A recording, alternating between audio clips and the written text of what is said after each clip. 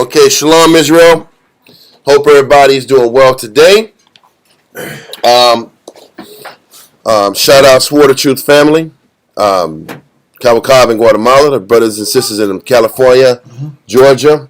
Hope everybody's doing well. Also, I'm Yatazai in London. Hope everybody's doing well over there too. Just a quick heads up. I don't know if you guys, when you guys are listening to class, if you're getting notifications when class is about to come on. Yeah. Because I've noticed on our YouTube, we don't even get notifications right now when our class is about to start or when it's on. So we ask you guys just Mondays, Wednesdays, and Fridays and Saturdays, whether you get the notification or not, just check on YouTube, check on Swore the Truth San Antonio, and I think that might be the only way you can clarify for sure if we're running or not. So just take the time. You're not gonna get the notification. You got to kind of hunt for it, because I think the powers that be are kind of keeping the message from being readily brought out. So just something to be conscious of. It feels kind of weird online. See how it's kind of slanted a little bit? Yeah, I think it's the angle of the camera. The camera's slanted. Well, I know that. Give me 1 second, y'all. We got to tighten up this angle of the camera. Feels like we're...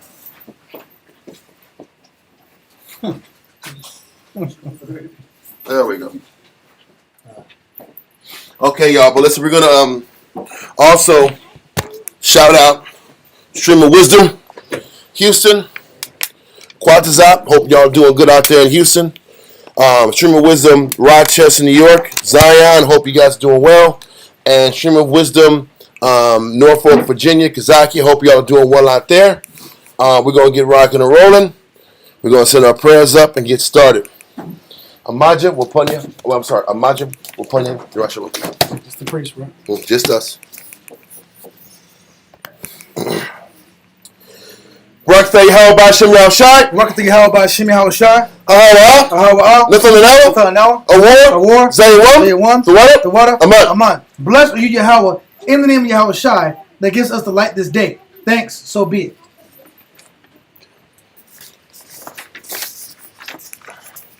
Barak Yahweh B'Shem Yahushai. Barak Yahweh B'Shem Yahushai. Ahawah. Nathanael. Rayach.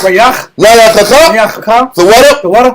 Aman. Blessed are you, Yahweh, in the name of Yahushai, that gives us the sweet savor. Thank you, so be it. Okay.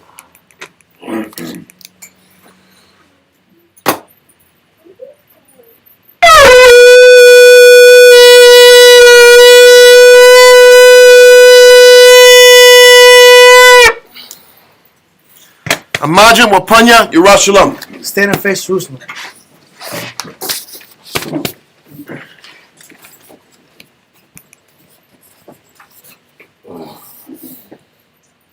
Barak Yahweh B'Shem Yahushai. Barak Yahweh B'Shem Yahushai. Ahawah. Nathanael. HaShabbat. B'Shalom. The water. Aman. Bless you, Yahweh, in the name of Yahushai, that gives us the Sabbath in peace. Thank you, so be it. Okay. Psalms 121. Anasha, Ayanyanya, Ahoyam, Ma'aya, Yabu'a, Isaiah, Yabu'a, Ma, Yahweh, Sha'aisha, Shemayim, Wa'aratiza, La'a, Yanathan, Lamawat, Wagalia, Yala'a, Nawam, Shashamoyah, Hana, Yala'a, Nawam, Wala'a, Yashem, Sheshuamot, Yashua, Yahweh, Shemoyah, Yahweh, Tizalia, Ayo, Yanyanya, Yad, Hashemash, Yala'a, Hakaya, Bayawam, Wala'a, Kalabana, Balayala, Yahweh, Yashimoyah, Makol, Right, Yashimoyah, Napesha, Yahweh, Yashimor, Hawalakia, Wabu'aya, Ma'aitha, Wa'ai, Aman. Psalm 121 in English. I will lift up mine eyes unto the hills. From whence cometh my help? My help cometh from the Lord, which made heaven and earth. He will not suffer thy foot to be moved. He that keepeth thee will not slumber. Behold, he that keepeth Israel shall neither slumber nor sleep. The Lord is thy keeper. The Lord is thy shade upon thy right hand. The sun shall not smite thee by day, nor the moon by night. The Lord shall preserve thee from all evil. He shall preserve thy soul. The Lord shall preserve thy going out and thy coming in from this time forth and even forevermore. Amen. Amen. Israelite Credo. Shema Yisrael. Shema Yisrael. Yehovah. Eloheinu. Yehovah. Echad. Shema Yisrael. Yehovah. Eloheinu. Yehovah. Echad. Shema Yisrael. Yehovah. Eloheinu. Yehovah. Echad. Hear Israel, Yahweh our power. Yahweh is one. Okay. Lord's Prayer.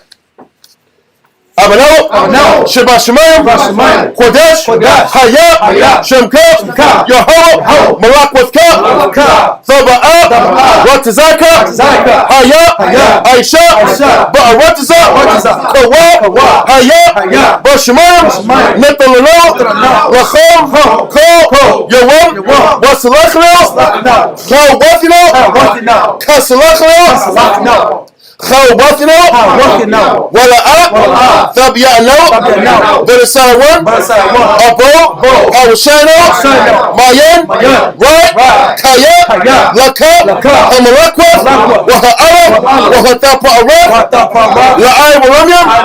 Amen. Go. Read it. Okay. Our Father which art in heaven, hallowed be thy name. Thy kingdom come, thy will be done. On earth as it is in heaven.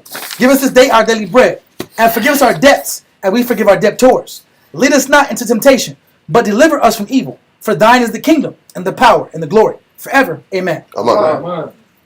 10 Commandments.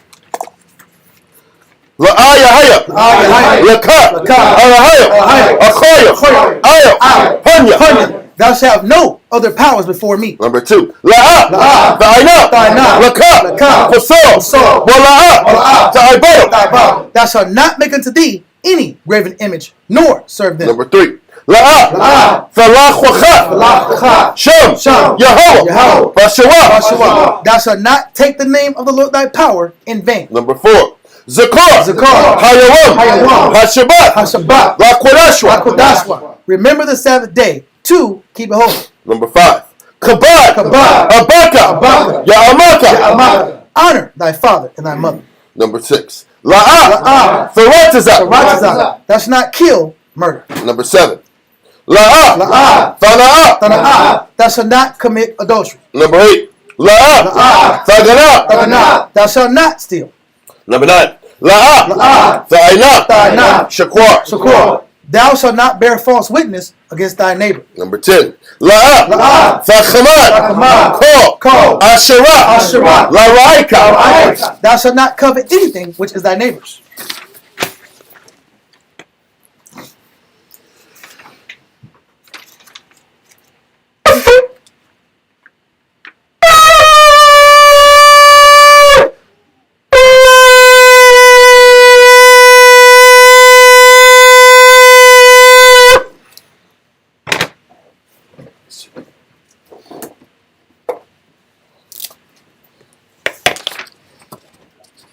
Rakthei How Bashim Yashai. Nothing. Blessed are you, Yahweh, in the name of Yahweh Shai, that gives us the law. Enjoy your shopping. Take seats.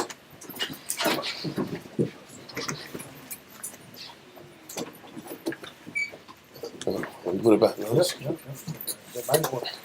I just put it back to where it was. Because he's gonna put when he comes back, he's gonna need it. Where we were at.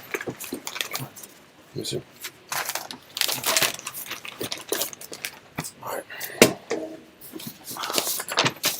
All right.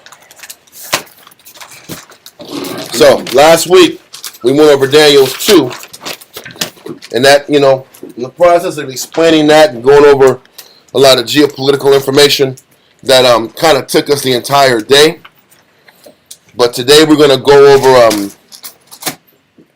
It was kind of weird when we went over Daniel's 1.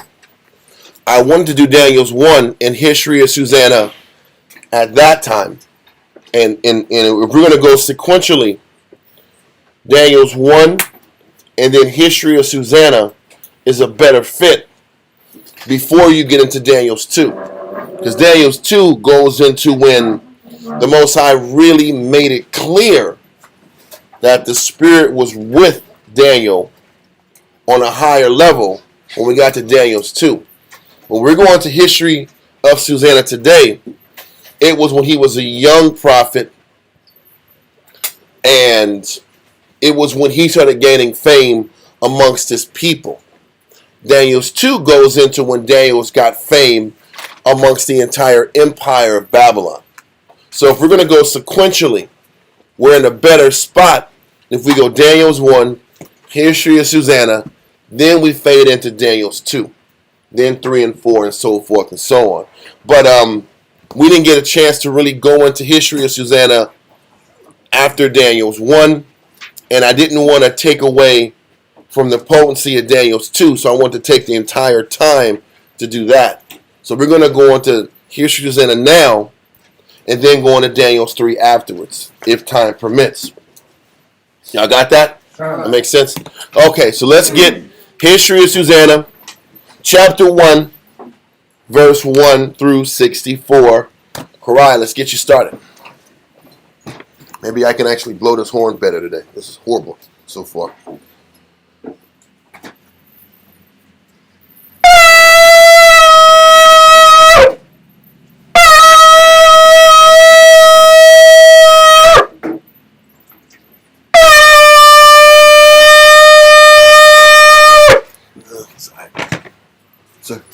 Karaya, Shah Shabbatah, Bana Shah, Banya Sha'ala. Karaya, Shah Shabbatah, Bana Shah, Bana Shah, and much of Yahweh Hashem Yahweh Shabbatah. Yahweh Hashem Yahweh Shabbatah. All right. So, History of Susanna, chapter 1 and verse 1. We're going to go into it. The History of Susanna, chapter 1, verse 1. There dwelt a man in Babylon called Joachim, and he took a wife whose name was Read the Susanna. writing under History of Susanna. The History of Susanna, set apart from the beginning of Daniel, because it is not in the Hebrew, as neither the narration of Bel and the dragon. Okay, so it was around the time of Daniel early. It just wasn't put in the Bible because the writing was not in Hebrew. Let's continue. Read verse 1. Verse 1. There dwelt a man in Babylon called Joachim, and he took a wife whose name was Susanna, the daughter of Chelcias, a very fair woman, and one that feared the Most High. Mm-hmm. Her parents also were righteous, and taught their daughter according to the law of Moses. Now Joachim was a great rich man, and had a fair garden joining unto his house. So I guess, obviously, by the time we got to this story, we had started getting acclimated into our lives in Babylon. If we're dealing with the time of Daniel, it must have been 11, 12 years after the initial capturing of the city. So it's 11, 12 years after, and there were a handful of Jews that had started making a little bit of money and gaining a foothold in the city. This man, Jehoiakim, obviously was one of those individuals that had a little bit more than others. And I guess back in those days, what symbolized a man having more money and having more affluence was his garden, was his additional space in his yard. Okay, so his garden, his backyard, he had extra property on his land. It wasn't just a living quarters. Having a garden and a secured extra space was what he had. When I was in when I visited Cabo in Guatemala years ago, you know, when you go into these older styled homes, you had a garden, you had a home and a garden behind it, or some was structured where there was a garden secured in a house behind that, and that's how a lot of old homes were kind of structured. So obviously the space might not have been large, but it was large enough to have a garden in his. He must have had some bread. Okay? So, yes. I know it was 11, 12 years. Why you said 11, 12? Well, because Don't forget, the first time we got captured was 598 BC. So by the time we got completely captured was 586. Okay? So Daniel had to have been very young when he got sent over there in the first place. So it had to have been. I'm just making a guesstimation, an approximation, that when he first got over there, he was very young, a child.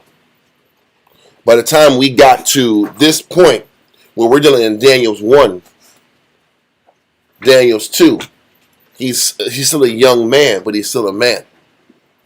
So I'm just putting 2 and 2 together on a timeline. Okay? Let's continue.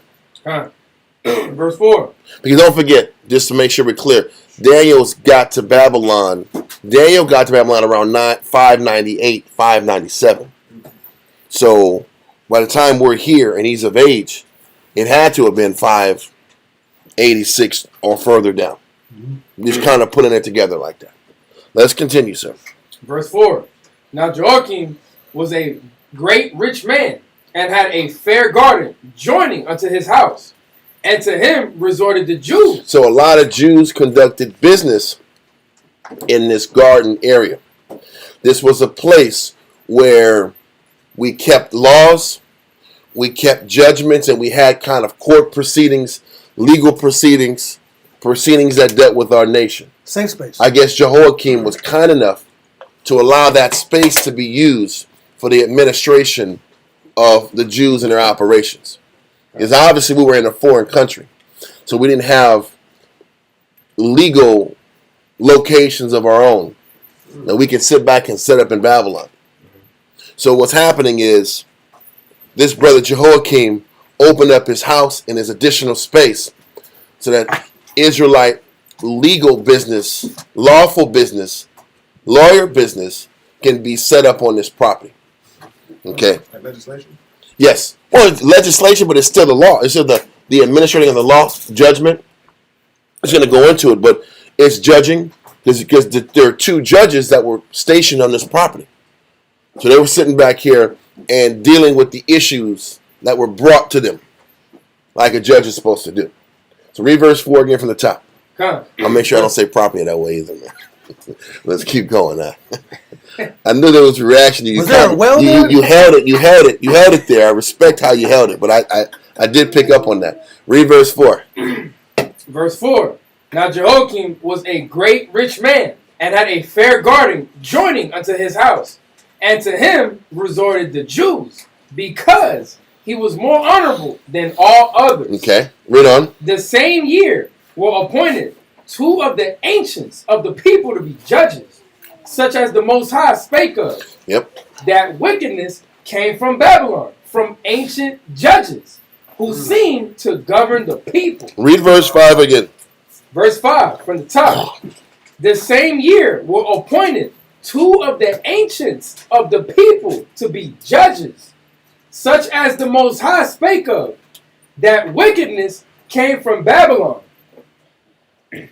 My bad. It says that wickedness came from Babylon, from ancient judges, who seemed to govern the people. Okay, so read on. These kept much at Jehoiakim's house. So these two judges were always at Jehoiakim's house. Okay, and they were conducting business on the property the way they were supposed. They were supposed to sit back and do this. Read on. Now they were supposed to sit back here and keep the laws, the values, the right ways of operating that we were supposed to do in Israel. We were supposed to sit back here and make it right here. Okay, read on. Verse 6. These kept much at Jehoiakim's house, and all that had any suits in law came unto them. Anybody that had issues of the law, this person stole this person wronged me here, I have an ought with this person.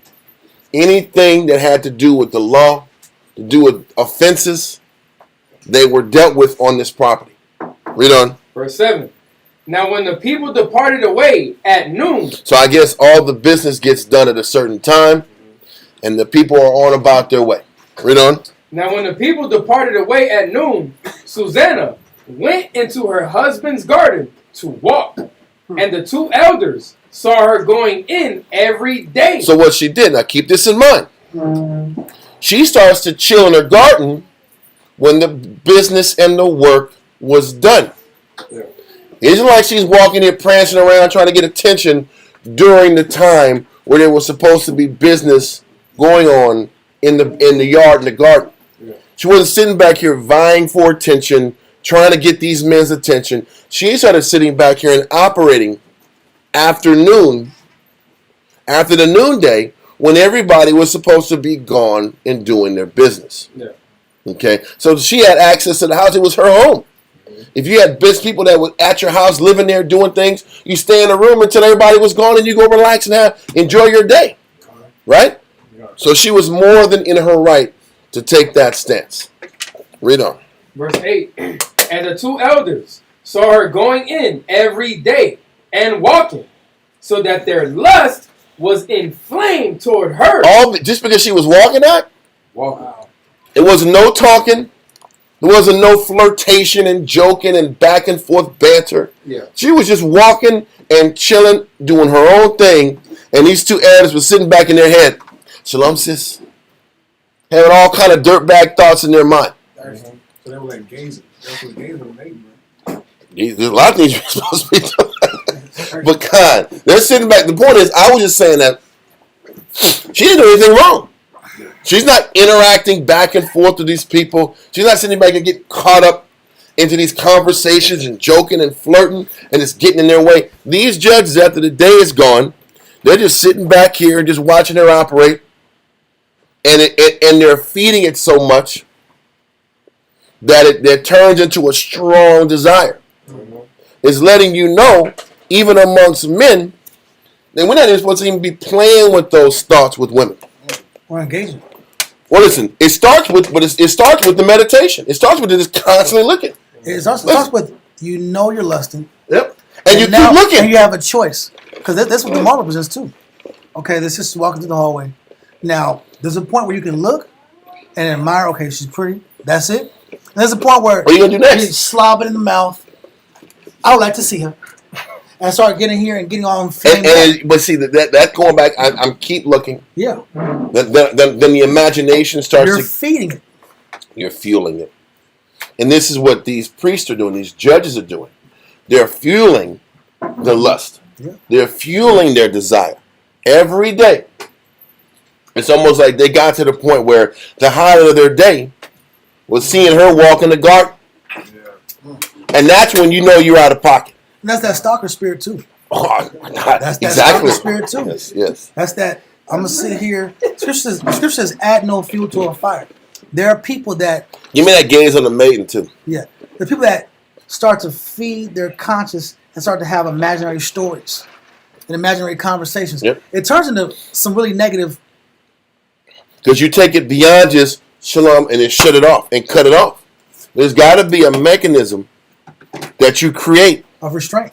to cut off whatever's in your eyes, whatever's in your head. You cut it off and you focus on what's in front of you. Yes, sir. So they're doing this like constantly? Yes, this is an everyday thing. Listen, this garden is their headquarters. What's that? What you got? Oh, I'm sorry. It was 9 and 5. I was saying that. Ecclesiasticus. Yeah. Let's go there. Ecclesiasticus 9 and 5 real quick. I was like, what's she saying, bro? Yeah, Ecclesiasticus 9 and 5. Ecclesiasticus chapter 9 and verse 5. Gaze not on a maid. So gazing, it's telling you there's more than just gazing. It's more than just a glance. It's the constant glancing. It's the constant looking. It's the constant, all of a sudden, just looking all the time. And it turns from an innocent glance to now it's lust. It's full-fledged obsession. I read the word gaze. Gaze. To view with fixed attention. It says a look of eagerness, wonder, or admiration. Now, you don't start looking at women like that till you're like really like maybe like middle school, normally, where it start. Man, I am starstruck. Well, what happens is then it becomes I want to go to school not for books. It's not for books anymore. I want to see how she's looking today. What is she wearing today? Yes. And I'm trying to figure a way to get in her way to say hi. Yeah. But see, that's schoolboy shit. That's youth. Yes. But when you're a grown-ass man. And you're supposed to be a judge. Well, especially that. But I'm saying, men in general. Listen, bro. Yep. After a certain period of time, it gets uncontrollable, bro. And this is why, even with men in the camp, we sit back here and we limit the dealing amongst brothers and sisters. This is why we limit it. So it doesn't get to gazing. So it doesn't get to this over fixation on another woman. Yeah. This is why we keep it business. Because if you keep it business, hopefully you cut that lust off right up from the beginning. Yeah. Even when we counsel women, we don't like to counsel one-on-one. Nope. It's a rule of thumb, if it's at all possible, to keep it with 3 people in a council at the very least. To eliminate all the emotional exchange, all the feelings being transferred, all the emotions that come from dealing with counsel. You have to fight as a judge to keep things business even more than you normally would do. To cancel any type of affection and feeling and emotions that come, because gazing is not just, it's going beyond looking. There's emotion attached. And there's desire attached. There's fantasy attached to it. Now you're dealing with the imagination. And the heart is deceitful and desperately what? Wicked. And what's more wicked than the eye? Scripture says what's more wicked than the eye? Mm-hmm. Now there's the spirit of lust. There's a spirit of gazing. Now there's stories and imaginations and fixations and fantasies. Now it's going to Satanville. And this thing is being built up over time. It's not one day. It's not 2 days. And it's Satanville. That's a bad ville. That's a bad city. Like Smallville, Satanville. Yeah. Satanville's a bad place to be at. Because now your whole mind is almost like, this is why you don't want to even infatuate in the beginning at. Because once your mind is set on it, it's harder to recorrect that path and lane you've already gone on. That's true. Let's finish this verse, and then Mahar kind of. Verse 8. Okay. I got scripture too. Oh, did we finish with verse 5? I gotta pull something. Okay. There's a lot of pulling and verse pulling, and give me a second. Jesus. Let me see. It was 9 and 5, right? Verse 8. No, we didn't finish verse 5. Read verse 5. Ecclesiastes chapter 9 and verse 5. Gaze not on a maid, that thou fall not by those things that are precious in her. Listen, and that's the point. You keep gazing, you start focusing on her assets and her values and the things you're into, and then all of a sudden, it's an obsession and you can't take it out of your mind. She'll turn into a tenderoni out. She'll turn into Bobby Brown out. Come on, as soon as you start watching that spirit out, so you saying all of a sudden you want to play R&B music now? You want to start playing R&B out? Jerry Curl out and start having. You got to listen to Joe out. You want to listen to Joe all of a sudden now? Joe's the one. That's a sinful ass nigga. He was a wicked dude. He's a sinner. Just because he presented like he can, that was a house breaking, house destroying dude. Why do you want to know so bad? You know why he wants to know. This guy was wicked. Listen, Joe was bad. He was a bad guy. Anyway, ruined houses, Joe, Chris Brown, all them niggas, all these guys, hold on, just hold the thought. Was it? I just had a precept. Yeah, hold the thought. He has a precept. Everybody got precept. Everybody got precept for this topic. This is precept bill. Go to Jesus, Read Ecclesiastes 9 and 5 again, please, sir. Let's read verse 5 again, sir. Go ahead. Ecclesiastes chapter 9 and verse 5. Kinda. Gaze not on a maid, that thou fall not by those things that are precious in her. Kinda. Because all of a sudden, the more you're gazing, the more you start focusing on everything that's good about her, and then all of a sudden it becomes obsession. Then you gotta have it. Why can't you have something like that? Then it goes into, I can. So, let me sit back and think about what I can do to attain what I want. Then it goes to force not the course of the river. Then start going against the stream, Kinda. And when men go against the stream, all of a sudden now you gotta, in order to get what you want in this world, you're gonna have to break some laws. You have to pull some strings out. Kinda. And now you're gonna end up getting instruction from the Most High. And then you get put in a situation that it's hard to come back, especially, I'm going to say this, especially when you have power. There is a verse, and I'm going to get to all this, Yes, sir. Yes, sir. but matter of fact, let's keep reading the verse. Let's keep reading Judgment. in verse 8 and 9. Ecclesiastes. Yep. Come. Ecclesiastes chapter 9 and verse 8. Let me sit back here and put this into the verses, because all this is definitely what people deal with on a daily basis. 8. Let's read 8. Come, verse 8. Turn away thine eye from a beautiful woman, and look not upon another's beauty. For many have been deceived by the beauty of a woman. For herewith love is kindled as a fire. That's the point. The meditation and the constant obsession over a person turns into a fire that, if possible, a person is going to do whatever they can to quench that fire. And this is why it's a topic and a scenario where you have to fight your tail off to stay away as much as you can so that any type of desire or connection is cut. This is why verse 9 fits even more. Let's read verse 9. Verse 9. Sit not at all with another man's wife. This is why we don't even sit back and allow that to have all this extra fraternizing. Dion Shalom says, how's it going? Oh, for real?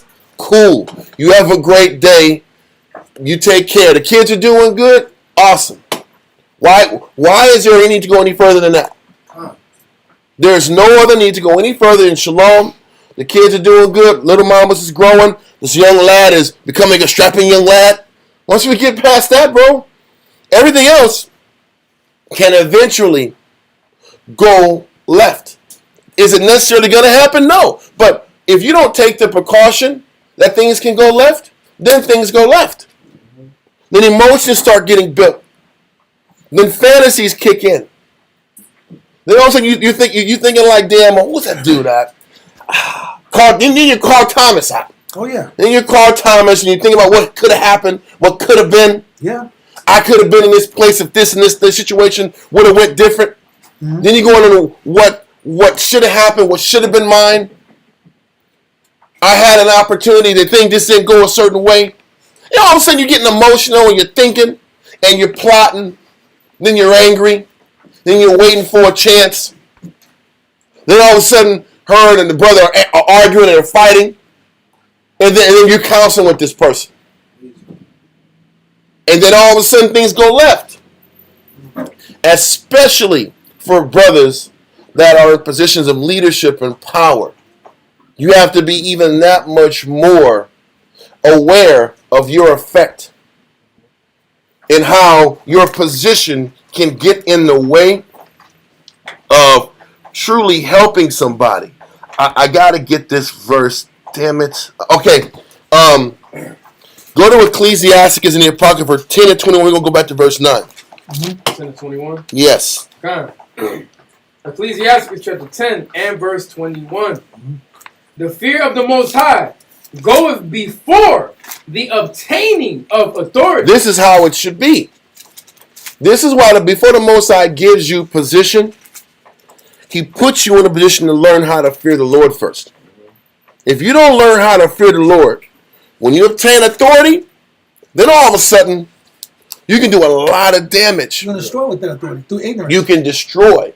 You always pull this verse about the man wanting of understanding is a great oppressor. Yeah. Because the Most High sits back here and makes our life hard, especially when you're young, learn the Spirit. Because if you don't show the Most High that you fear Him young, when you get authority, you're going to sit back here and justify all of your movements. Justify all of your decisions because of what you want. And that has everything to do with when a person is vulnerable. And you're not going to care because in your mind, what you want and what you think is priority, and you can justify it. That's a sign. Because especially in married couples. Yeah. Listen, when you got husbands and wives, you are going to have scenarios where it just seems like, why the hell did the Most High put these two people together? This don't even make sense. Sometimes you'll see, like, what the hell? These people are like fighting like cats and dogs. They're always arguing. They're always fighting. There's always sadness. But the Spirit is teaching them something. The Spirit is putting those two together, and they're melding and coming together. And in the process of them coming together, there's fighting, there's arguments, and there's lessons for these two people that they have to figure out. Yep. But when you see this sadness and the arguing and the crying, you see, like, that brother's off. This person is putting this person through unimaginable suffering. This is a mean man. This is a negative guy. This person doesn't deserve this negative guy. Yeah. Why does this person have to? Why does this good, righteous, virtuous sister have to go through all these trials Why and can't you just be tribulations? nice to her? You have a whole camp's based on that. This whole camp's based off that mentality. Huh? But you know what? But then that's when the manipulation kicks in. And the women. I'll be nicer to her. I'll treat her with more respect. I will appreciate the gifts that she brings to the table. But you know what? You end up getting weak sisters.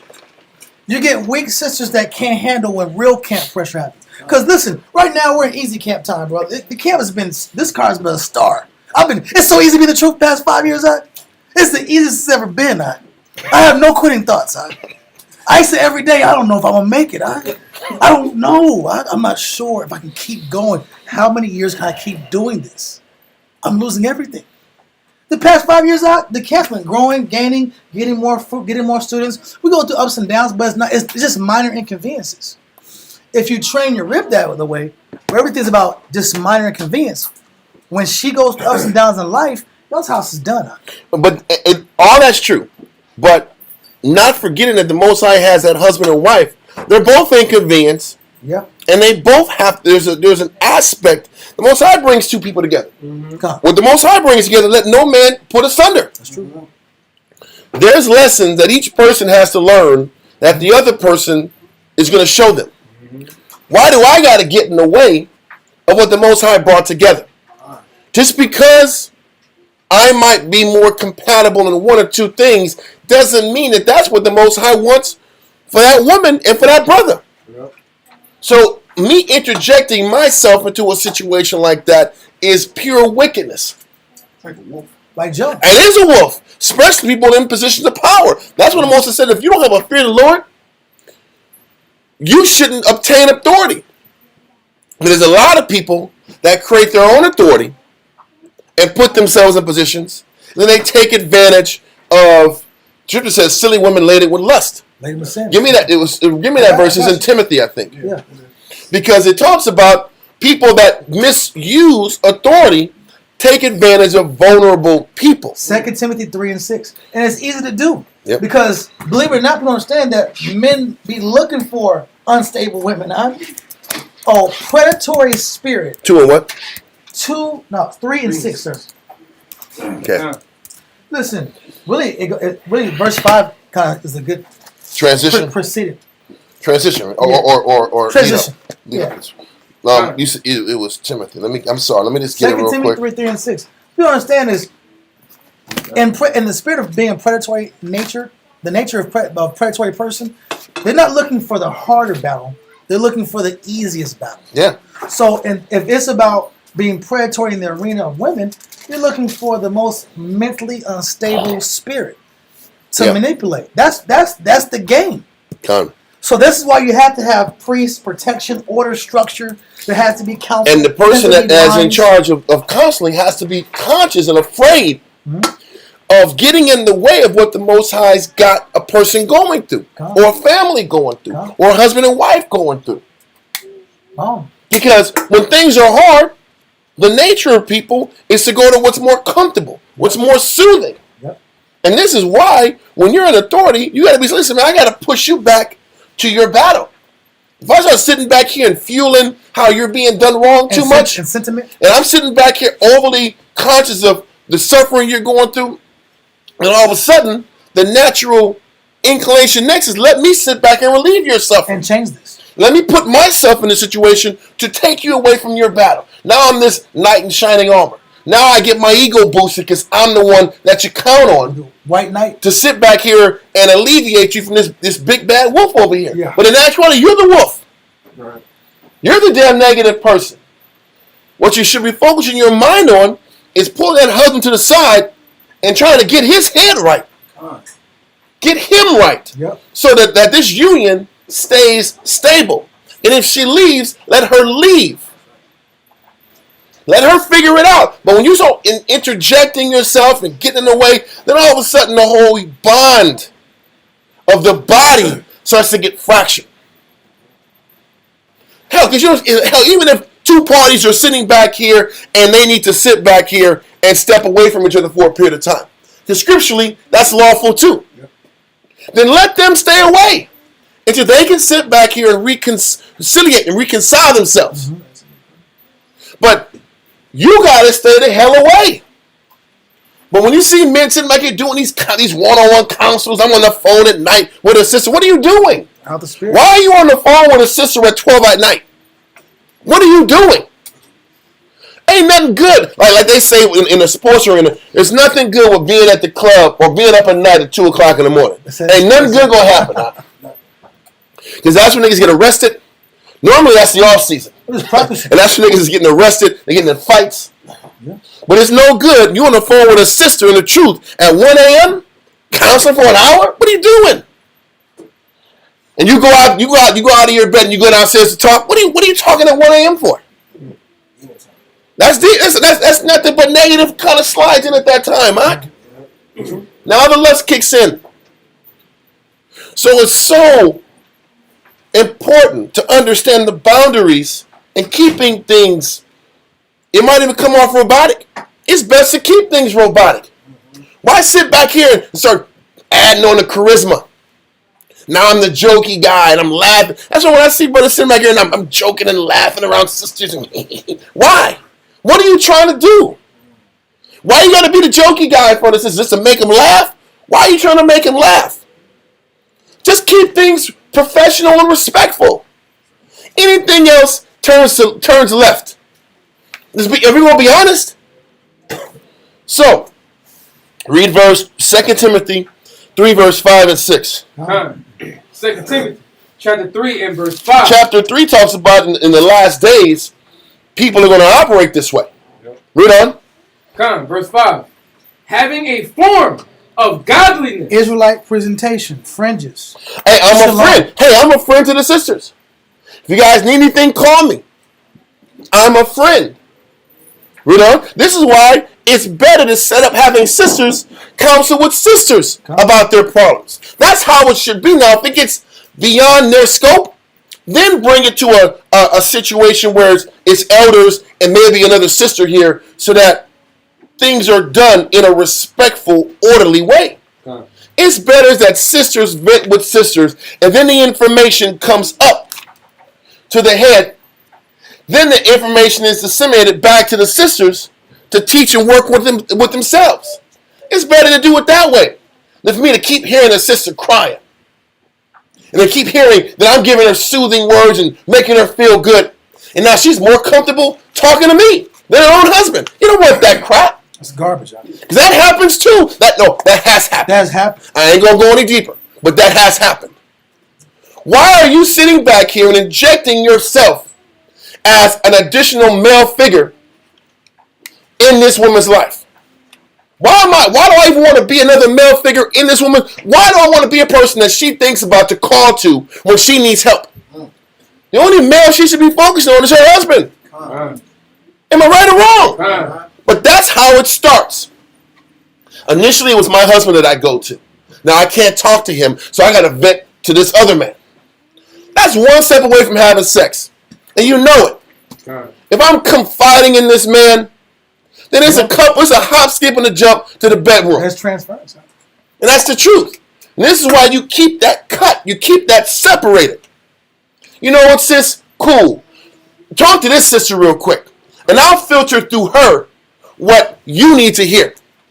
Because a sister should rely on other sisters to express their issues in their marriage. Yep. Why do I got to be the nigga hearing it? Oh, what did he do? Now, if I do, He was a bad man. he was beating me, or he made me feel low. He shouldn't make you feel low. Yeah. He should make you feel like the queen that you are. Then all of a sudden, that's game. Oh my God. Then all of a sudden, I'm in your head. I wouldn't do it that way. Okay. Now the negative sits back here. Now the seed is planted. Yep. Now the seed is planted. This is why you keep away.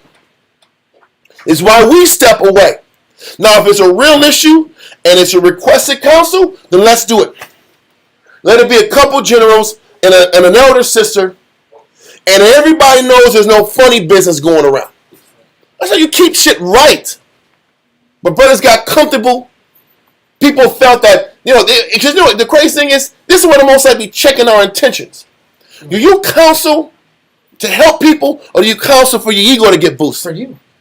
People sometimes counsel because they feel like the man when I'm in a position of leadership, and I feel strong when his sister is crying on the phone with me. Some men are into that crap. You're showing your weakness, and I'm giving you the answers. That's psychological. Yeah, facts. Couldn't say that. And then men get off to that. I'm telling you. And this is why, maybe it's not about your ego getting boosted. It's about getting this person rehabilitated back to her husband. So that natural order maintains pure. It don't get no deeper than that. So, read verse 5 again. 2 Timothy chapter 3 and verse 5 from the top. Having a form of godliness. In this arena, the form of godliness is I want to help you get counsel. But what I'm not saying is I want to get off to it. And if she slips, it'll fall in my lap. And if that don't work out, she'll come to me. Because that's how negative people be rolling. That's side camps too. A lot of side camps. And that's why those side camps you can't mess with. Because they never learn how to be in order. We read it just now in Ecclesiasticus chapter what? Chapter, I think it was 9. Mm-hmm. Where it said, was 9? Yeah, it was 9 and 21. The fear of the Lord goeth before obtaining authority. Yep. These side camps, they never learn how to be in order. Yeah. They just take authority. They take that position of authority and they take advantage of their self-imposed authority. 10 it was 10 and 21, not 9. Yeah, it was 10 and 21 where it says these people don't sit back and learn how to be in order. They don't learn how to fear the Lord, because you got to be taught how to fear the Lord. You got to be taught order. Because the crazy, even if I had pure intentions, how would you know what I just explained unless a person taught you that? Because in the world, I'm on the phone with this sister trying to help her. And I didn't know, we just caught feelings. How many times you see that crap on television and in real life? I never knew this would happen. My best friend became, my homie turned into my lover. My best friend, I fell in love with my best friend. Why the hell is a nigga your best friend? But that needs to be taught in men. Listen, man, you stay away and let this sister work with this. There has to be order is taught. So these guys that sit back here and just usurp themselves to be leaders and camp heads, because that's the end thing, they never learn etiquette. They're just like there's gym etiquette, there's teaching etiquette, there's camp etiquette, there's how you operate around people and amongst the body. You have to give husbands and wives time to work out their issues. Time means years. Let them have a couple bad years. If you sit back and see any successful couple, they will tell you they had some bad years. Years. But this generation is like, you know what? We had a bad month. We're done with this nigga. What? Over. Are you serious? Two bad months where y'all don't really talk? What kind of caliber person are you? And what wolf got in there to help push you away? What you gonna say? That's why you need a tried and true body, because those are the remnants that get crossed over and carried over from the world. I can do better still. And this is why in 10 and 21, the fear of the Lord goes before obtaining authority. It's not just words. People look at the Bible and read like it's a dictionary. This is what it's saying. It's saying that I do fear the Lord, so I deserve authority. No, you don't. You have to learn how to follow. Learn how to bend the knee and serve. So you can be the best servant you're supposed to do. Because what you don't realize is the more authority you have, the more leverage you have. and you can't use your leverage to get what you want. Because every step of the way, there's an opportunity to use your leverage to your advantage. Like these priests. Or you're going to use your leverage to help people. Yep. How are you going to work this? What do you choose? What kind of leader do you choose to be? Am I going to use my leverage to benefit my life and advance me? To collect ribs? That's what men do. I use my position of authority to get women. Yep. Vulnerable women who need counsel. Rib saving. Do you have enough love in your heart to build a sister up and let her go? Or are you going to build her up and get it because you can? That's a real damn question, and a lot of men fail. Or they put their imprint and they just wait for them to come back to it. People don't realize the power of counsel and the power of your one-on-one attention. And in our position, it's important just to limit that. Why? Read verse 6.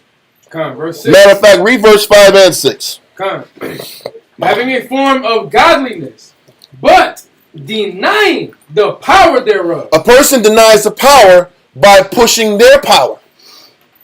You deny the power by making your power what stands.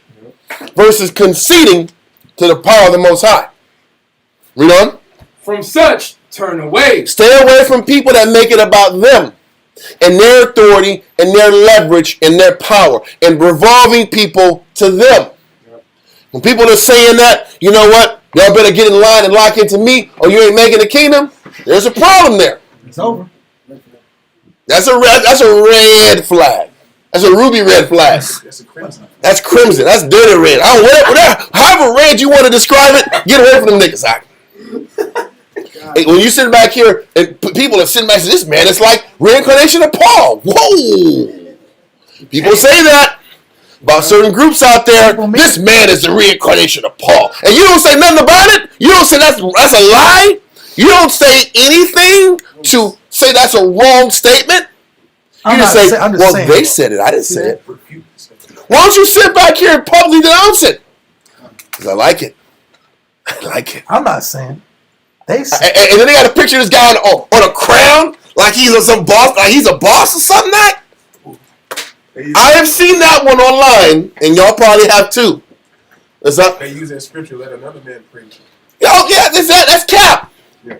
Correct that person. Ain't about me. I'm not Paul. I'm Paul. Even Christ. Who can say that? Who can say that with confidence? Christ said, "Call no man." He said, "Call no man good." That's my point. One good. Christ said that. And then you said you can't sit back here and say a man is good to the end. Yeah. Then you sit back and say that dude was cold. When he's in the dirt, then you can sit back and praise him and praise his works, and that's it. Yeah.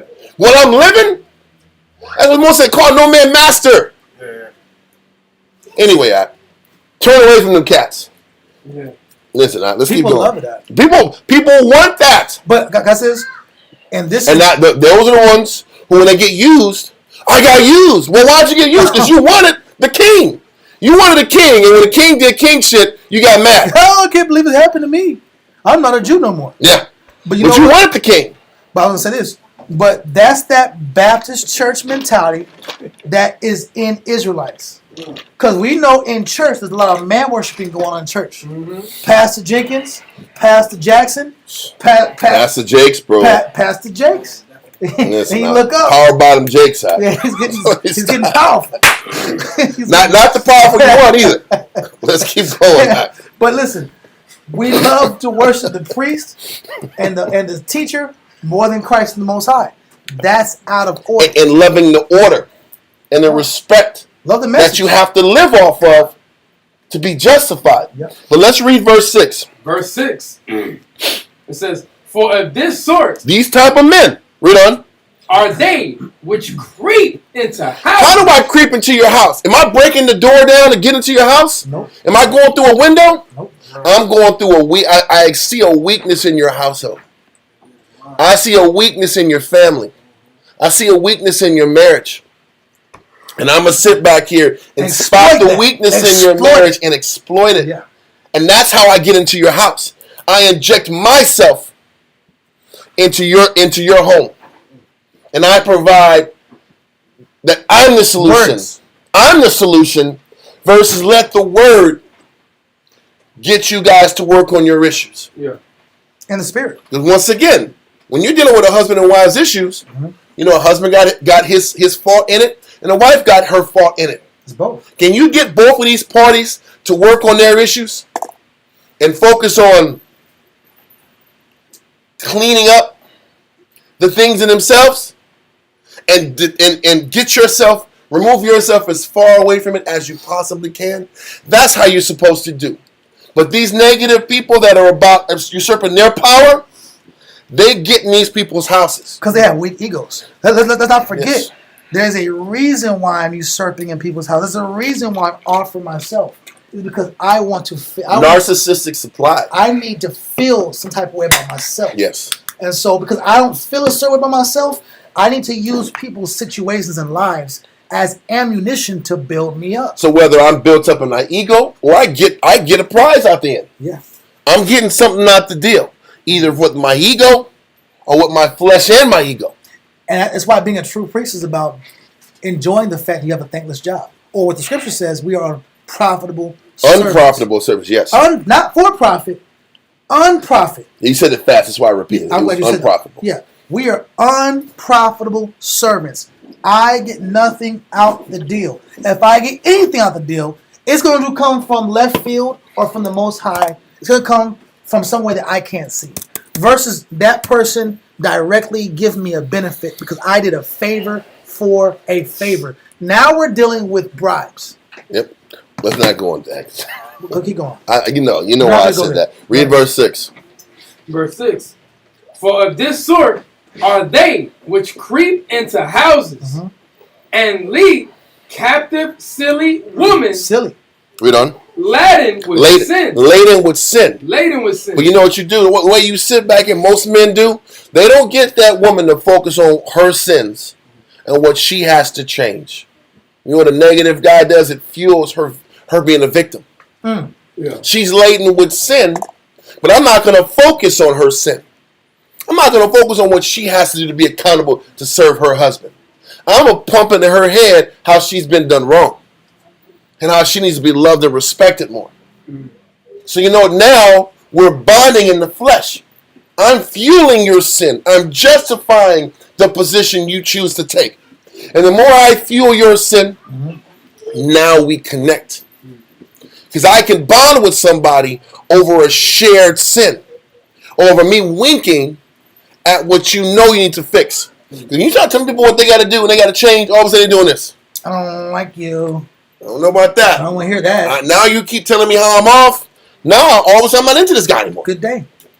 That's how you keep people back. You got to go back and serve your husband. Because when you hear sisters angry about their husband, how he's messed up, or he doesn't do this, doesn't do that, and you say, listen, sis, I hear you, I'll talk to him, but you got to stay in order. Then everybody's quiet. Then she's, I don't understand. Now I don't understand. But at least I got you fighting your battle. And you're not focused on me as the white knight. Yep. What you going to say? I have a definition of creep. What you got?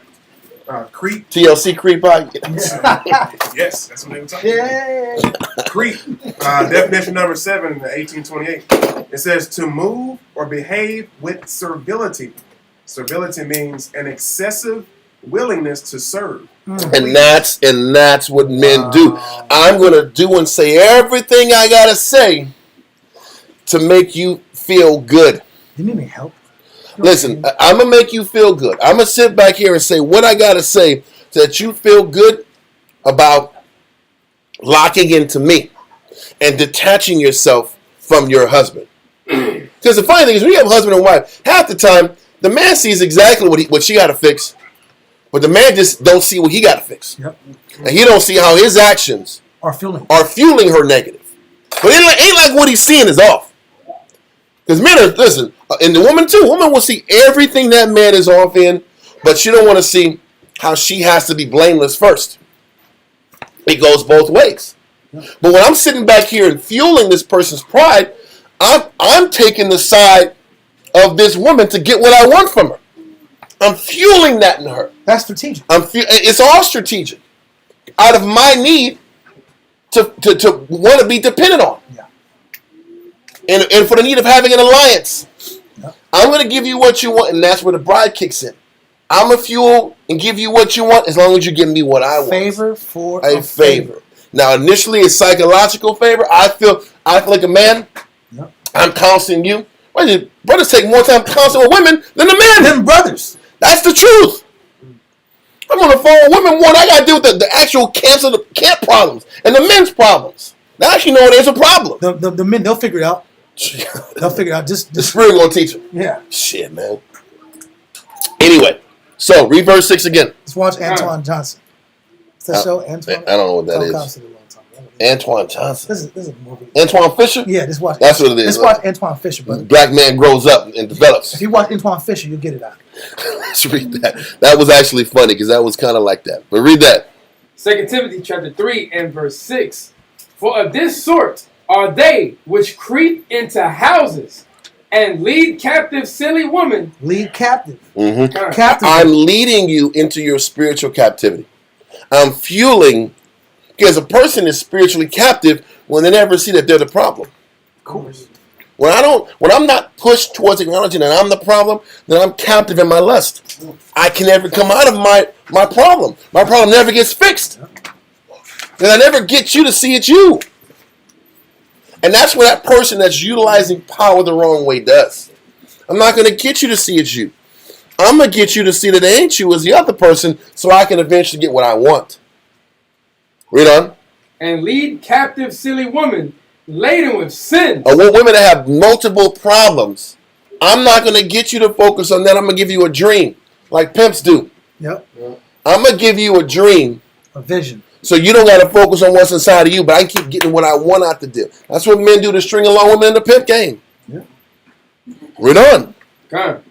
Led away with diverse lusts. I'm going to allow you to roll and operate in your negative, and you can stay the negative, filthy person you are, as long as I get what I want out the deal. I'll keep justifying. And eventually, that process is going to push you away from your husband to irreconcilable positions, and now I got what I want. And you're cursed anyway.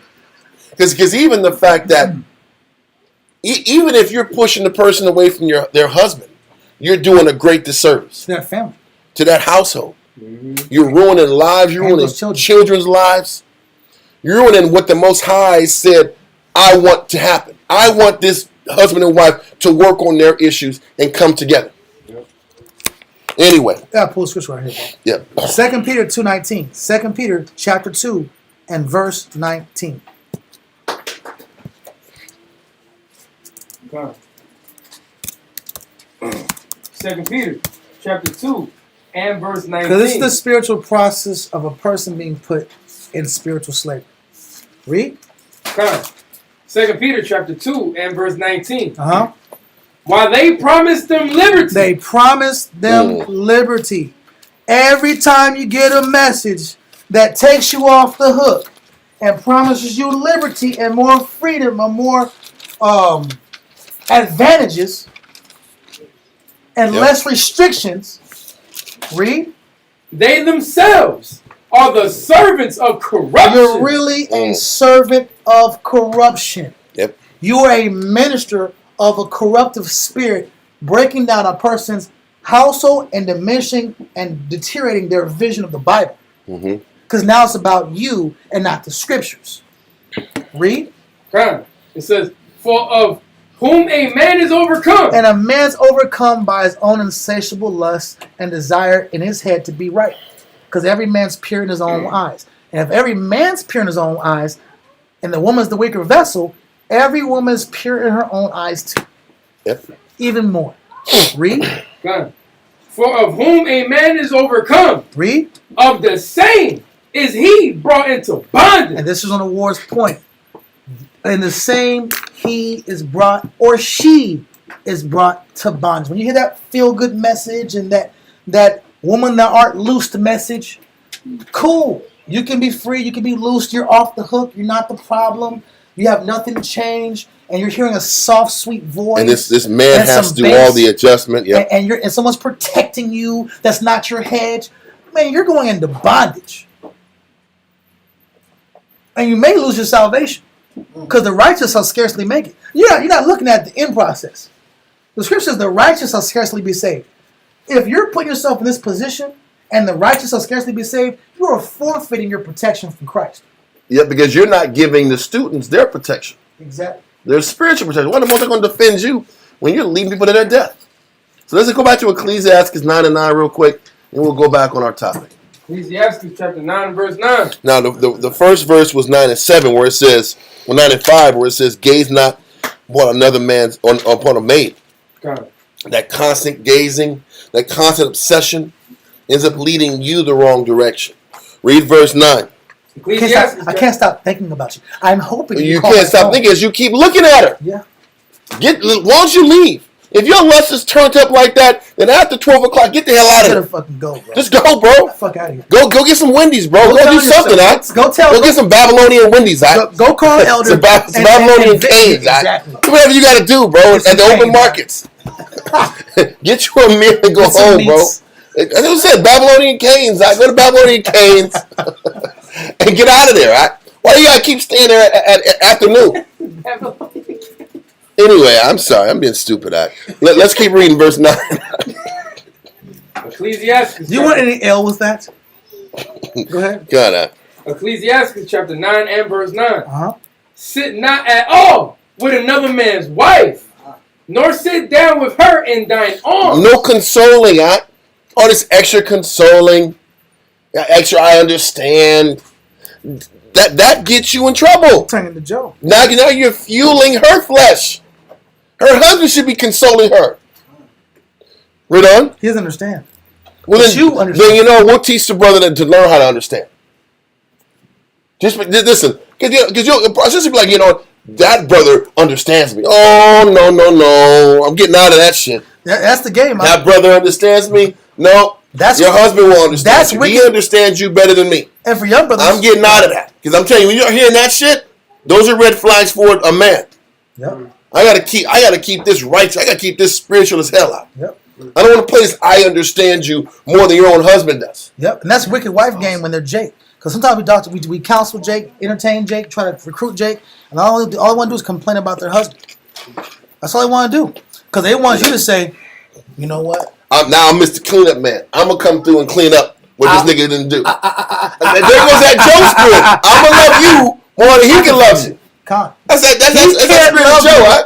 Like I love you. That's my point. That's that negative, right? I'm telling you, Joe was a sinner. You ever listen to that nigga's lyrics, right?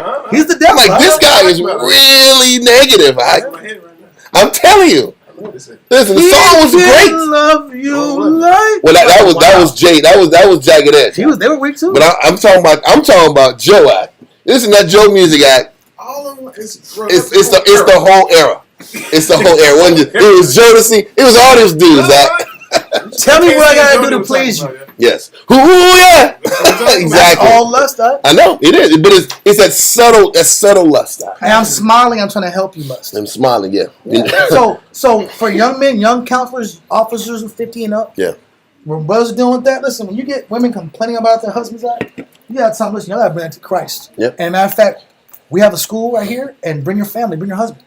That's how you cut that. And all of a sudden, when she starts coming around, because she didn't want that. She didn't want reconciliation. She wanted it out. Yes, sir. Does this also go as far as to like your mom, mother? When it comes to moms, bro, the best answer is to try to connect to the elder sisters, or tell them to watch our classes online, and then ask them and start the conversation. Hey, you know what? How did you enjoy the class? What did you got at the class? Yeah, milk that spirit into hearing scriptures, little by little. That's a good answer I'll give you. I don't know what your answer is. Well, my answer would be, but listen, it's still about from a teacher's perspective. A woman is a woman, so I got to sit back here and push this person to Christ regardless. Yeah. Okay, and whether she's and the truth is, whether she's single or married, can you operate the same way? Even if she's single, can you humbly bring this person to Christ and give this person a chance to learn? Before you make it about you and your lust and what you want out the deal, can you let a person learn? Every nigga can look in the back. Now they want to read extra loud. Say the Lord of the Lord and read. Like, come on, can you let the Here, sister bro. just read the Bullshit, damn bro. Bible? You never read that way. Never. We be begging for the Spirit. Can you please read the scriptures? New sister, In the he is reading super loud. God he is damn, full bro. of spirit. Like, come on, bro. Can you sit back here and get out the damn way and read the goddamn Bible Please, brother. and serve the Lord? We You be, just want to be the super spiritual guy now because the new sister is there. we be begging for strong readers out, and if ain't no new Israel's sister, full of cap out. take him and you'll look. Can I go home? When that new And person well, comes up, oh, Bertram! Hey, come on. they're Please go on deck. Yes, come on now. These are facts. Yeah. This is years of experience. Brothers be operating different. I know you're gonna say that. I wasn't gonna say that, but I know you were thinking that. And don't bring the 9.5 tribes. I'm not doing that. You did. You had a 9.5 tribes song that said that. You did that. I'm not doing that. I knew you were gonna say that. I'm not doing that. But you did that. He did the I talk like accent. that all the time. Listen, I know who he's talking about. We're not gonna focus on this. Let's stay on task, man. Let's finish verse 9 now. I love 9.5 tribes, huh? I believe that too. They both can be true. Both of those statements can be true. Let's read that out. Verse 9. Ecclesiastes chapter 9 and verse 9. Sit not at all with another man's wife, nor sit down with her in thine arms, and spend not thy money with her at the wine. Listen, we're drinking wine and hanging out. Listen, there's no need for that. Let sisters chill. Let's just chill together. Yeah. There's no need for men to be in part of that at all. Read on. Lest thy desire, it says, thou fall into destruction. No, come on, it says, lest thine heart incline unto her, and so through thy desire thou fall into destruction. So once again, whether it's sitting down with a person and spending a lot of time, whether it's spending money on a person, and now all of a sudden she owes me, or I'm sitting back here overly gazing and overly giving my mind to her, and I'm just staring at her, and I'm just being a damn what do you call it? I'm just being overboard. I'm just overly looking. Yeah, it's all of these different aspects of how a man gets caught up into a woman. Yeah. I'm always looking at her from afar, and then when she comes over and she turns, well, I'm just constantly that nigga with the big eyes looking over here, just staring at her, just looking, waiting to hope that she stares back. Look back like this. Big ass eyes. There's a lot of people be doing like this. I'm just waiting for her to look over me. We can catch eyes. I'm gonna see where she at. And she'll do this. I'm not looking at this guy. Stranger danger. I'm getting the hell out of here. Well, listen, people do it different ways. Whether it's the obvious, I'm gawking, or I want to be cool and be the friend, or I want to spend money or have drinks. Whatever your sly angle is, most says cut out all the sly angles to pursue this woman that ain't yours. Stay in your lane. Okay. Let that go. Now we're going to go back to the story at hand. I think we're at verse... let's see. We're at verse... No, talking about Susanna, right? Let's go... Yeah, we was in 5. Let's read verse 5 then. The history of Susanna. Chapter 1, verse 5. The same year were appointed 2 of the ancients of the people to be judges. These guys knew better too. They were older men. They knew better. They were respected in the community. Read on. Such as the Most High spake of, that wickedness came from Babylon, from ancient judges, who seemed to govern the people. Read on. These kept much at Joachim's house, and all that had any suits in law came unto them. Now when the people departed away at noon, Susanna went into her husband's garden to walk, and the 2 elders saw her going in every day and walking, so that their lust was inflamed toward her. They weren't on top of their lust, and all of a sudden that looking just turned into like an obsession. Okay, read on. Verse 9. And they perverted their own mind. You pervert your own mind by fueling your thoughts. As a man thinketh, so is it. Yeah. The fight of all men and women is to choose and control what type of thoughts you feed and what type of thoughts you starve out. It's all about that. Can you be successful at starving out those lust thoughts? Can you be successful at starving out the doubt, the fear, the pride, all of that? Read on. And they perverted their own mind and turned away their eyes, that they might not look unto heaven. What does that mean? They turned their eyes from heaven. That means they stopped being conscious of what the Most High, his expectations were of him.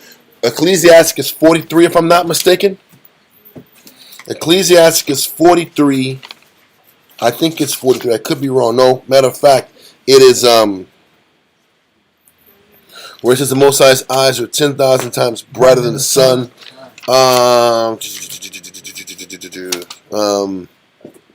If y'all could find the verse, would be great. Maybe it's matter of fact, it's 23.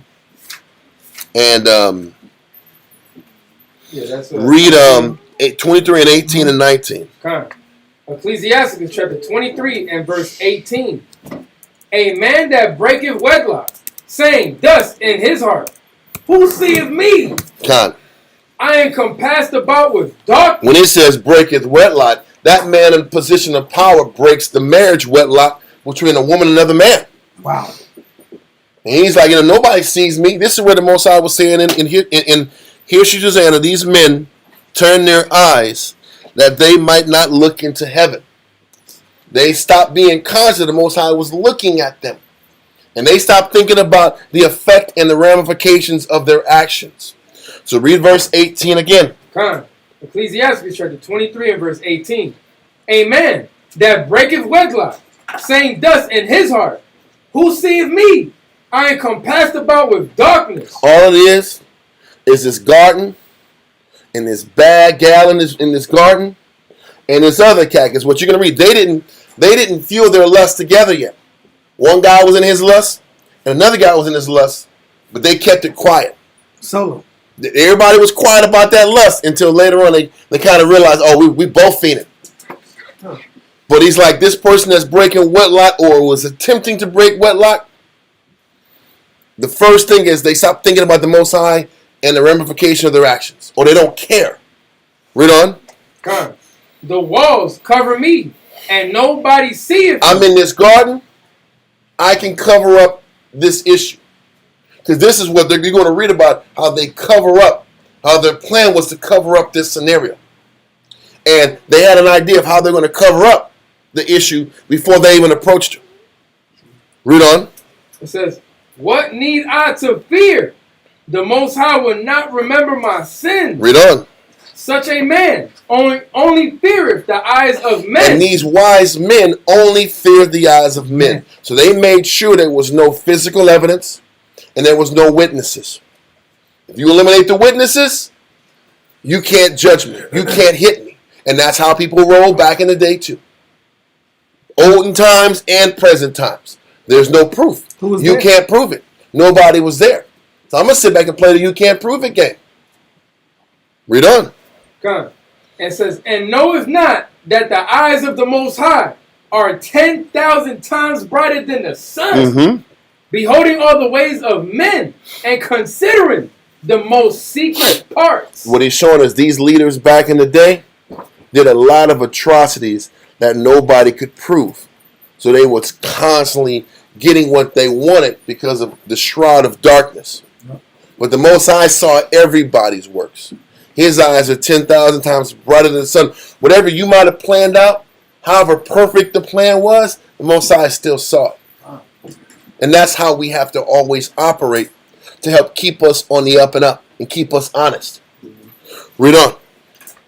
That was verse. Considering the most secret parts. Okay, let's go back now to Susanna chapter 1 and verse 9. Verse 9, verse 9.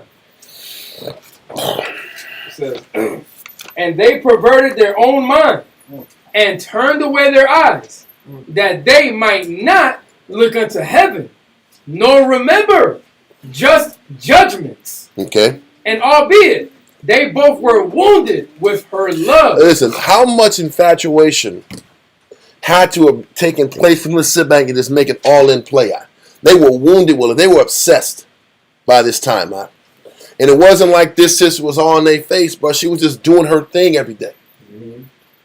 To where these guys were staring and looking and obsessing for a long period of time, where they were making all in committed to this sin. And you know how it's extreme because at that time, I'm quite sure the sister was not showing revealing clothes. She was not revealing cleavage. She didn't show nothing. She was working everything. She was doing her thing. That's how you know it was extreme. It's even more extreme lust. Go ahead and read. It says, and albeit they both were wounded with her love. They were wounded with her love. Meaning they were slayed in their conscience. Yep. They were already committed. They were already all in. Read on. Mm-hmm. Yet there's not one show another his grief. That's why I said they were infatuated. It was more than normal. But they didn't say to the other one that they were all in on this. This woman. is killing me, so I have to have this.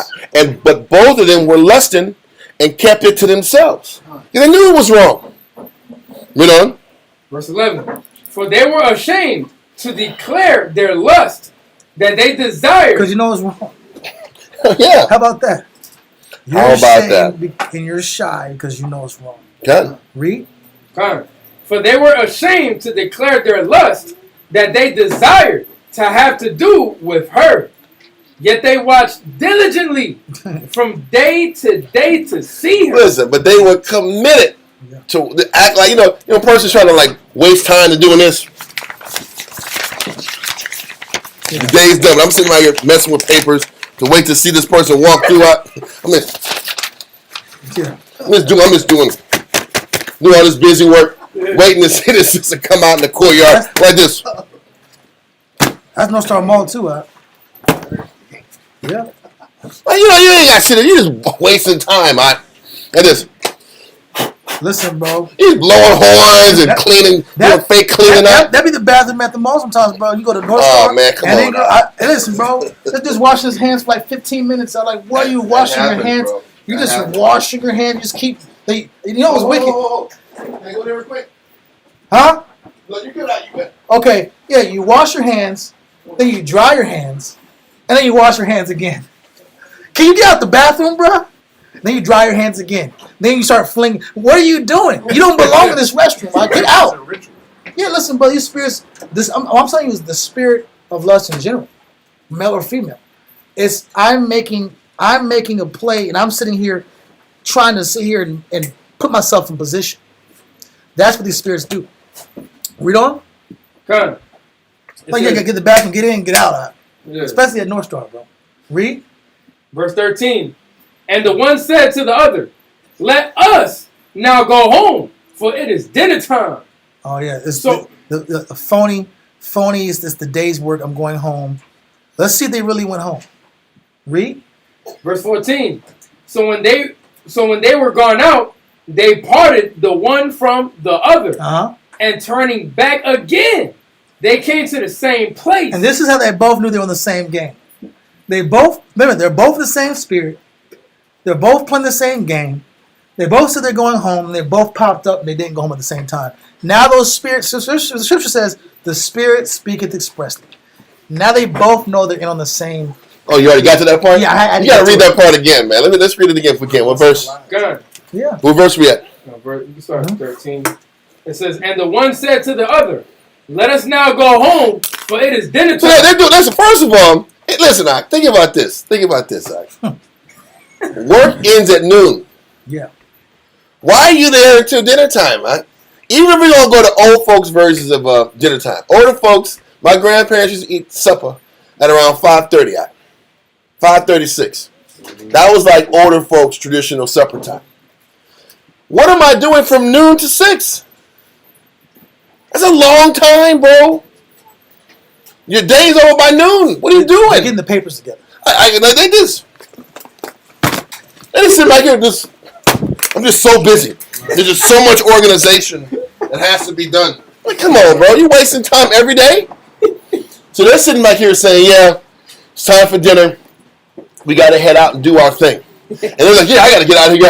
I got some business to take care of at home, too. And we're so busy. We're so busy. There's so many things to do at home.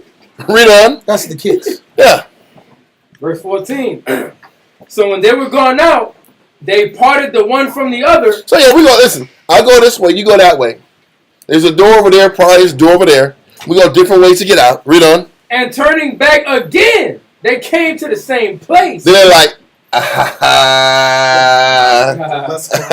why are you here, man? Why are you here, brother? I thought you said you was Same going. reason you're here. You're right, Mortimer. You're right. We're here for the same reason, bro. Listen, you're right.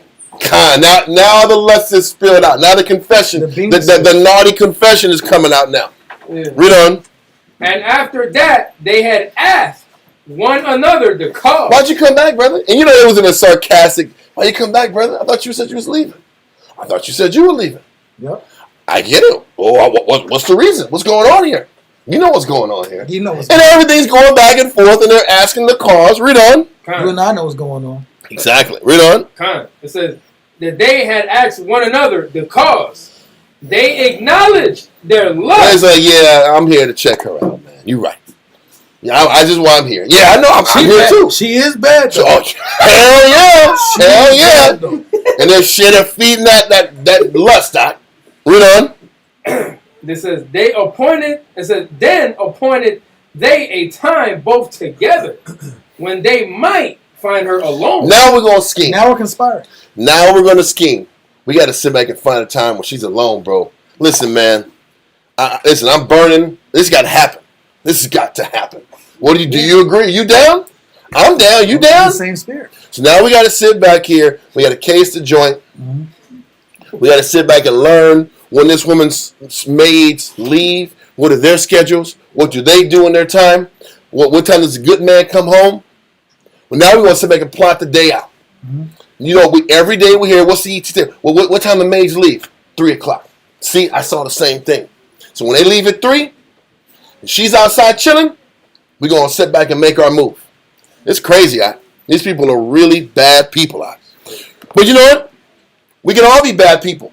Yep. If we feed the lust and feed the negative, it's a little folding of the hands and a little slumber of sleep. What it's saying is, all I have to do, all it takes is your mind is getting comfortable and you letting your mind wander, letting your lust wander, letting your lust fuel. And you look up and now you're obsessed. And when a person is burning in their lust, in their mind, they got to finish it. Got to see it through. They got to see, but they've let it go so far that they got to see it through. That can happen to anybody. And you have to look at it that way. You can't just say, oh, these guys are just wicked dudes. If you don't see that you're capable of the same thing, you won't be on alert. It's the truth. It's like at the mall. You see this one sister all the time at the mall. What is happening? You start talking and laughing. But you don't see that she got a husband. You don't care about that either. You don't see it, and neither do you care. Yeah. And you talk to this person every damn day for weeks and months, and we're just so cool. With every joke, we're laughing. We both have the same hobbies. Mm-hmm. we like the same food, watch the same movie. Everything's so cool. Then we eat a couple lunches together. Then I see her outside of the mall or the job, and the connection's still strong. Mm-hmm. Yeah, easy that can happen, Ak. What's that? I'm gonna tell you how it happens. You know, brother, sit back here and say, "Man, she's feeling me out. She always smiles." Yeah. At me when she walks by. This is where that stalker shit kicks in. Man, this is always smiles. They don't like thinking she smiles at everybody. Everybody smiles. She just smiles at you, so everybody else gets to screw you face. But you, that's your delusion. She smiled, huh? What does that mean? That means she smiled. I'm telling you, that's how Mimi rolls sometimes. She smiled at me. Tell me why she smiled at me today. I'm like, that's what. Listen, I've been asked that question. Tell me why. Why she smile? I'm like, well, she smiled because she just wanted to be polite. No, it's got to be more than that. There's got to be more. No. She smiled because she was just being friendly. But Israel's like, no, there's something spiritual to that shit. There's more to it than that. She was like, whoa, where's this coming from? It's more to it because you've been lusting. You've been lusting for a while. You've been a case up about it. You've been a case that she's in love and she's into me. That's how I'm telling you, men get like that. For sisters who don't know, they get like that. Yeah. That's why I'm in a choir right now. There's a lot of choir like, You busting us out. What are we doing? That smile was to me. You can't tell me that smile wasn't different. Brother, no, it wasn't. It was a regular smile. smile. It was a regular smile. I saw a little crisp, like right in his edge. There was a glisten. There was a light in their eyes. Yeah. Whatever, bro. Anyway, let's keep going. listen. Listen. High school brothers are getting outed. Brothers are getting outed. You making that connection way more than what it is, B. You making it way more than what it is. Let's keep things in the real. Please. All of a sudden, I don't understand. I thought she cared. Like, what are you talking about, bro? She never said that. She never owned up to that. Anyway, let me stop. Let's continue. Verse 15. And it fell out as they watched a fit time. She went in as before with 2 maids only. So listen, she's going through a regular routine of life like everything's cool. Like. Normal routine. She got 2 sisters, handmaidens, that help her out and do what they got to do. And these guys are scoping her out. And they've learned her pattern. They've learned the whole. This is like some damn CIA shit. We know their patterns. We know what time they get up. What time the husband. Like, well, you guys are stalking, huh? It's extreme, huh? You're stalkers. Yeah. Read on. It says, and it fell out as they watched a fit time. She went in as before with 2 maids only, and she was desirous to wash herself in the garden, for it was hot. The reason that this is a situation, she wanted to take a bath in the garden after hours. This is after hours, bro. The shop closes up at 12. Jehoiakim said, "Listen, man, y'all can rent my spot out until noon, and y'all good." This woman sitting back here saying, "Let me take a bath. It's hot outside." My question is this: is this Jehoiakim's daughter? Wife. Okay. It's not King Jehoiakim. It's a different Jehoiakim. Okay, I get you. So it's Jehoiakim. He's working, making his money. That's why he got the garden in the first place. He's making his money. His wife is like, cool. He got, listen, bro. From the hours of morning till noon, let these priests do their thing. But at noon, you're good. But these niggas are sitting back here, operating, acting like they leaving, spying and plotting out, staying there longer than they should. And she's sitting back here keeping to her business, doing her thing out with her maids. Well, you had a question? What was that? In her husband's garden. And it's after these niggas hours. They must be out the house, right? I'm sure that was a privacy fence. Huh? I'm sure that was a privacy. A privacy fence? Because you're in the country, it's privacy. It's privacy. Listen, whatever it was, they weren't supposed to be there. So the privacy was, you must be out of here by noon. Why are you still here? Fumbling with papers. Like acting like you're doing something. Read on. Verse 16. And there was nobody there save the 2 elders, that they had hid themselves and watched. So listen, man, they were quiet. Shh, cut your cell phone off, man. I know there wasn't no cell phone. I'm being stupid. But like, put it on vibrate. You got to. We're gonna be in this corner, in these woods. But so they create the illusion that they were gone for the day. Read on. It says, then she said to her maids, "Bring me oil and washing balls, and shut the garden doors, that I may wash me." And she said, let's do extra precautions. I'm going to close the door so there's no crazy voyeurism thoughts going on here. Yep. I'm not here to try to get looks. Close this damn door off. I ain't handling my business. It's 100 degrees outside. And there ain't no AC in Babylon. Ancient Babylon at them times.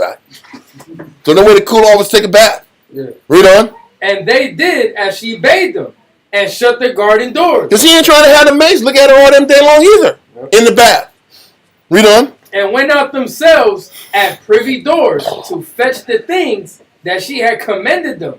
But they saw not the elders, because they were hid. These dudes were hiding behind bushes, being creeps, Yep. Yeah. Read on. Those Edomites in those 80s movies, that was sitting in trees with their bifocals and their glasses on. Yeah.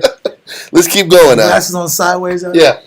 Now when the maids were gone forth, the 2 elders rose up and ran unto her, saying, Behold, the garden doors are shut, that no man can see us, and we are in love. God, these old ass dudes, trying to get this young woman, Read on. It says, and we are in love with thee. Therefore, consent unto us and lie with us. Yeah, we want in. Consent, we can all have a good time. Read on. If thou wilt not, we will bear witness against thee. And this is the leverage. Now this is what is called textbook extortion. If you say no, we're going to lie against you. Read on. That a young man was with thee, and therefore thou didst send away thy maids from thee. So now there's no evidence. It's our word. We're distinguished men in the community. People come to us for answers, counsels, wisdom, and advice, and to deal with issues about the law. So we're respected in the community. And if we say you were with another dude, who are they going to believe? You or us? The respected men in the community. Extortion. No, don't go there yet. Hold it. We will go there. But I just want to paint the picture. Listen, lie with us. Give us what we want. There's no maids here. We're going to do what we want to do. Or if you deny us, we're going to say some young dude, some young thug came in here and dealt with you. And we were in the office and saw it. And we're giving a report for the Lord's sake. Yeah. Read on. That's a jacked up situation. Yeah. Read on. Then Susanna sighed and said, I am straitened on every side. I am straightened on every side. Let's look up straightened if we can.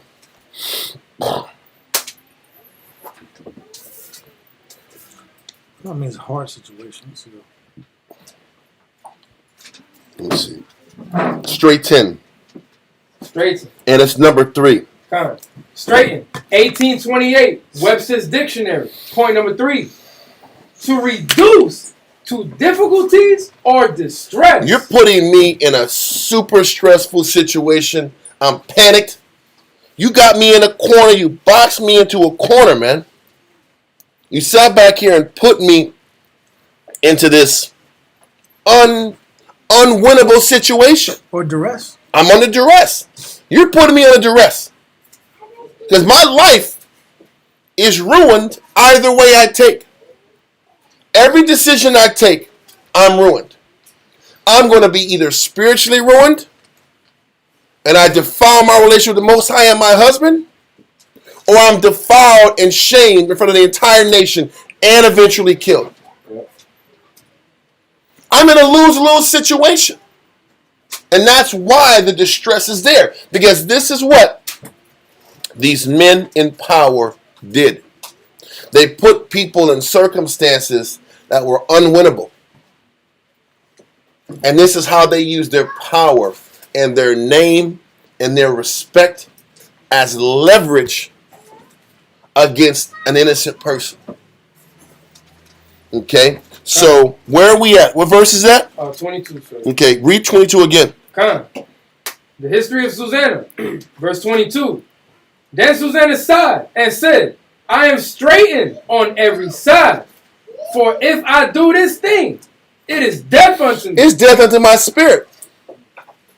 If I give you this shit, I lose my honor and respect towards the Most High. And you think this is going to be the first time they're going to come? This is non-stop. Yeah. This is going to be non-stop. Because they're going to always use it as leverage. I'm going to be a slave to you niggas. It's the truth. I'm going to be a slave to you. Yes. Now, I said that these two elders watching her every day. And they're going to go at her every day. Yeah. Kind of. Jeez. Yeah, let's finish this part. Read on. For if I do this thing, it is death unto me. And if I do it not, I cannot escape your hand. And if I don't do it, I'm going to sit back here and get stoned anyway. So it's spiritual death or it's physical death. I am in duress. There's no winning. Read on. It says, it is better for me to fall into your hands and not do it than to sin in the sight of the Most High. And she sat back here and did what most people didn't. And this is why this story is in the scriptures.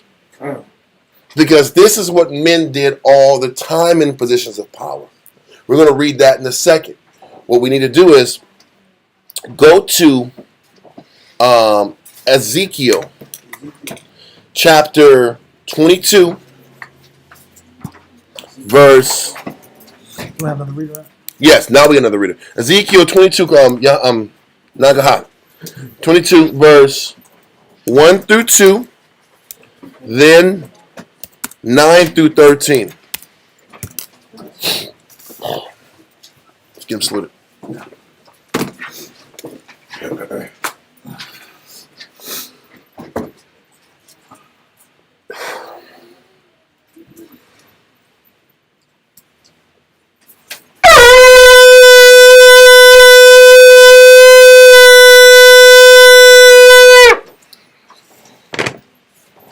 Nagaha, Shah Shabbatah, Ban Shemai Wan, Ban Yasha Allah. Nagaha, Shoshamata, Bashamawan, Fire Shwala, I munch him. Yahweh Bashim Hashamakata. Yahweh Bashim Yahushua brought the thumb. So, we're going to do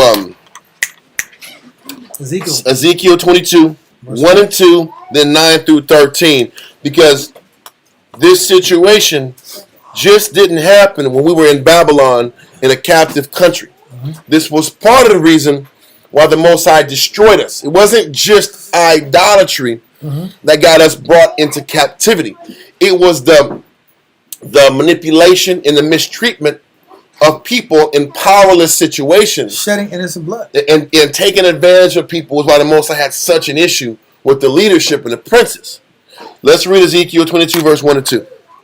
Ezekiel chapter 22, verse 1.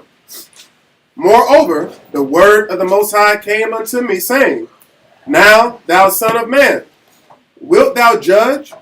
Wilt thou judge the bloody city? Yea, thou shalt show her all her abominations. Most High said, well, the question is, was the Most High going to judge the bloody city? The bloody city before it was Esau was Israel.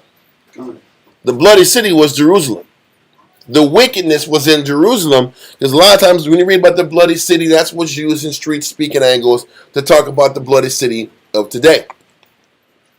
But there was a bloody city of Jerusalem before the bloody city of America or Britain or these imperial empires. Read on in verse 9. Verse 9. In thee are men that carry tales to shed blood. Listen, they lie to shed blood and to take advantage of people. There's men in the city that use their power and leverage to damage people so that they can get what they want. Read on. And in thee they eat upon the mountains. They eat upon the mountains. They sit back and achieve all the goals they have by stepping on the little guy, by eating the people. That's how they achieve their goals. This was capitalism.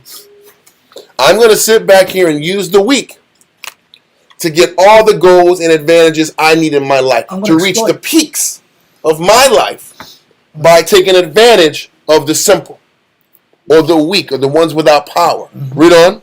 In the midst of thee, they commit lewdness. In the midst of the people, they commit lewdness. Read on. In thee, they have discovered their fathers' nakedness. In thee, they have humbled her that was set apart for pollution. He says, in thee have they discovered their father's nakedness. In thee have they humbled her that was set apart from pollution.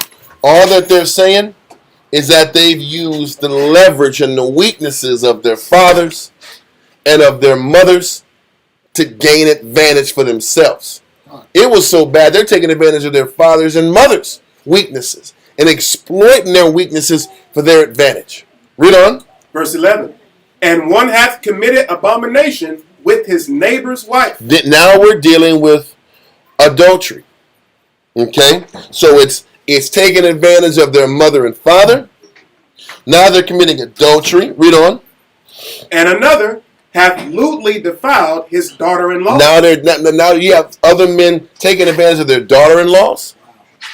Read on. And another in thee hath humbled his sister. his father's daughter. Whether his sister, his father's daughter. Disorder. It is nothing but disorder, right? Did you want to lose? No. Yeah. So what it's showing you is just the why and how Israel or Jerusalem was the bloody city. It was the constant taking advantage of people, using my father's and my mother's issues as leverage for power and position. Okay? He says, listen, they've humbled their mother. What does that even mean? You know what that means. They're dealing with their own mothers, right? Dealing with their own That's mothers. all wicked, huh? Listen, dealing with their direct family, their sisters, their daughter-in-laws. It's just about lewdness and whatever I want in the flesh. And no order. And justifying it because I have the power to do so. Read on. Verse 12. In thee have they taken gifts to shed blood. Exactly. Listen, in thee have they, it says, in our people, they have taken gifts to shed blood. That's hits. They putting hits on people. I'm going to take a gift to take this guy out. You give me this, and this guy will be wiped out. Read on. Thou hast taken usury and increase. Listen, you weren't supposed to take usury. You're supposed to get extra interest on loans. I loan you this. I want $500 on top of what I gave It's you. about deals now. Now it's about using people. I'm in a position to give, but I sit back here and exploit that position. Now you're a servant to me. Now you're a debt slave. We talk about the white man and his political system and his taxation system and his banking system. We did it first. We established usury. Read on. And thou hast greedily gained of thy neighbors by extortion. And now it says, thou hast greedily gained of thy neighbors by extortion. Now let's go and deal with the definition of extortion. So he says the leaders during the time we was in Israel, we were sitting back here and gaining by extortion. Let me see. I think it might have to go to extort. Let me see. And it's extort. And I'm trying to find the actual number definition. I have a definition. Look for the word distortion. And I'm thinking for extort or extortion.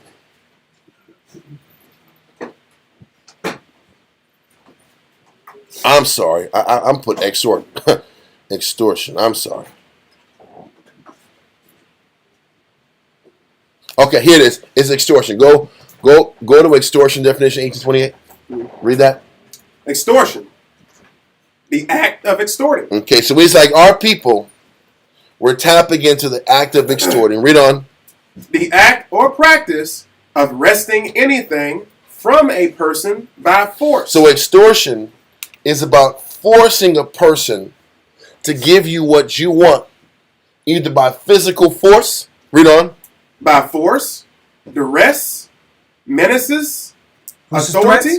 Menaces, which is threats. It's threats, but the duress, it's the duress and authority was what was used by men in position of power in Israel for many years. And this is what these judges were trying to do to Susanna. Like the sons of Eli. They were using their authority because they knew if it was about whose word was to be trusted, they would trust two judges' words over a woman. And they used their authority and they put that woman through duress to force her. Do you want to sit back here and be shamed, have your husband shamed by the embarrassment of what's about to happen when we sit back and out you? Is that what you want? You want your parents to sit back here and be ashamed of your actions? Is that what you want? Then give us what we want and nobody has to know. That's that duress. That is extortion. Public shame. I'm going to use your fear of being shamed in public to get what I want. It's that use of leverage and authority to take advantage of people. That is what extortion is. Let's continue in that definition. Menaces, authority, or by any undue exercise of power. Exactly. Illegal exaction, illegal compulsion to pay money or to do some other act. Okay, we're good on that. But it was about using duress and authority to use your power in a negative way to get what you want. To rest. Resting means to force, is to wrestle. I'm going to wrestle my way in. I'm going to get what I want by manufacturing a situation to where you have to give me what I want. And this is what extortion was, and this is what these men did to Susanna. And this has been a situation that our people were dealing with for many years. Where were we at in history of Susanna? It was 1, and it was verse 23, right? Yeah, read verse 23. Yes. Yeah. History of Susanna, verse 23. It is better for me to fall into your hands and not to do it, and not do it, than to sin in the sight of the Most High. And then she was, wait, that's 23? Go. Matter of fact, give me verse 22. Verse 22. Then Susanna sighed and said, I am straitened on every side. For if I do this thing, it is death unto me. And if I do it not, I cannot escape your hands. Con. Now hold that. What we're going to do, we're going to do a couple verses. Let's first go to Matthew. Matthew 23 and 25.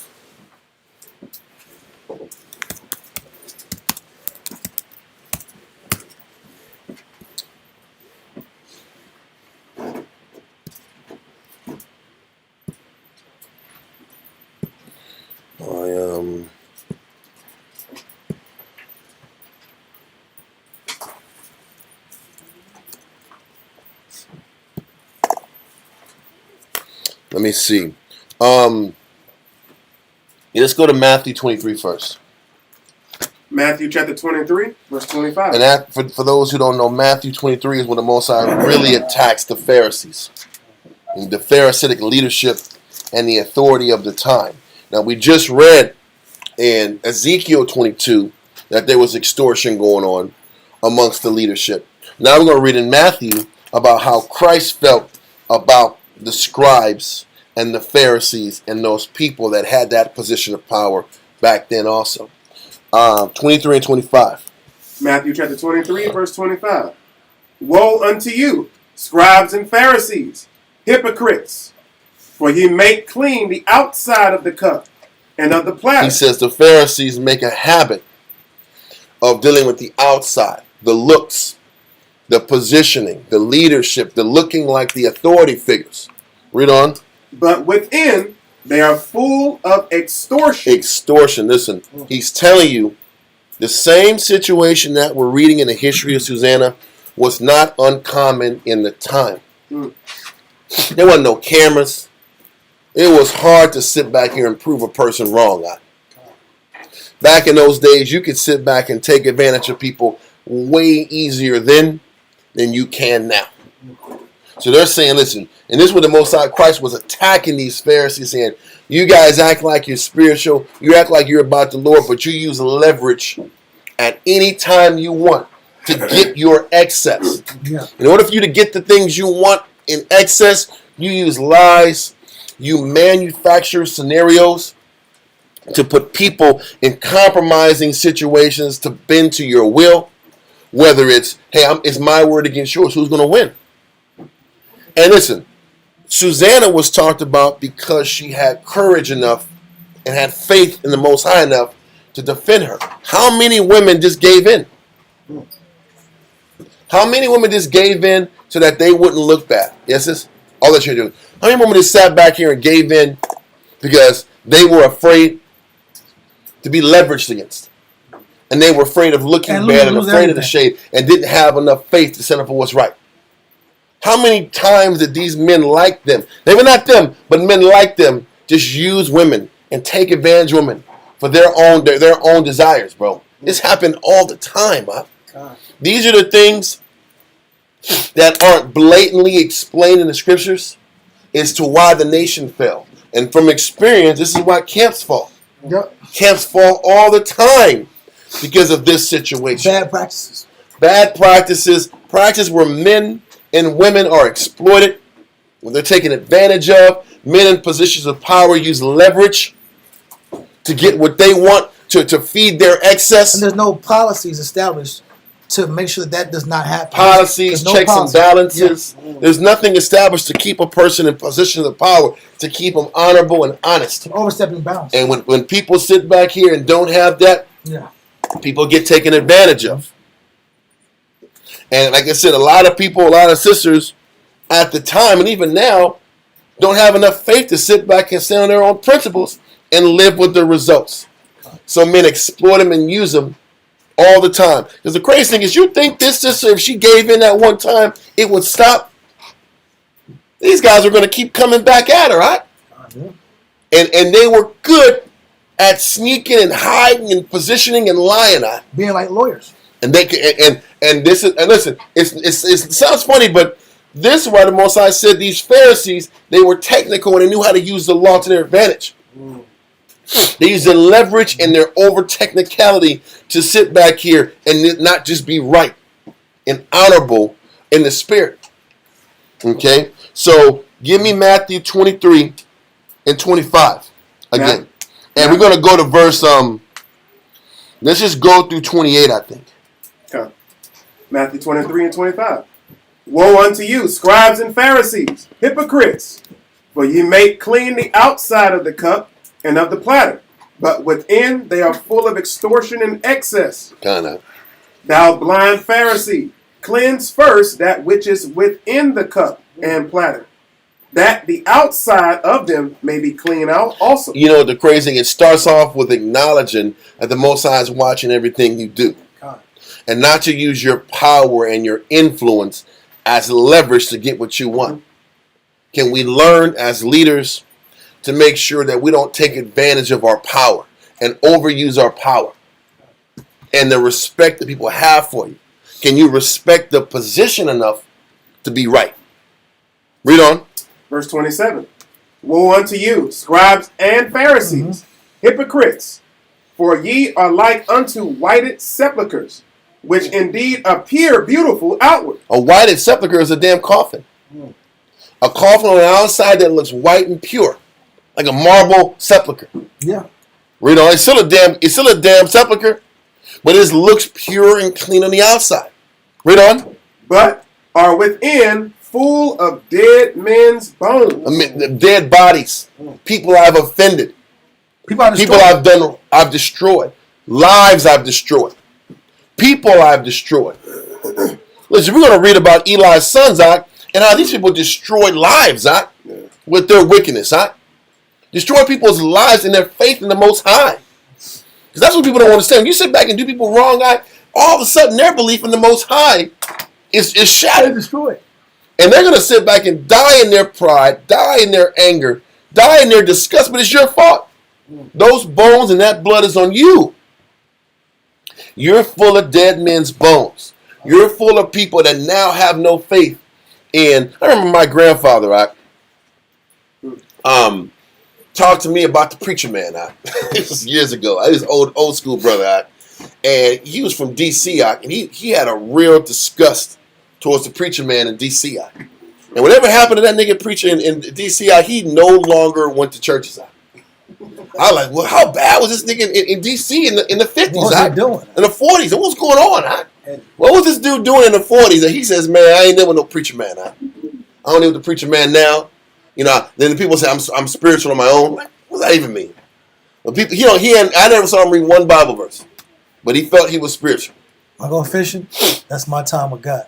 God. The people get spiritual because whatever experience they saw the preacher man do and exploit his power to take advantage of people, he said, man, these guys are charlatans. They're crooks and they're fakes.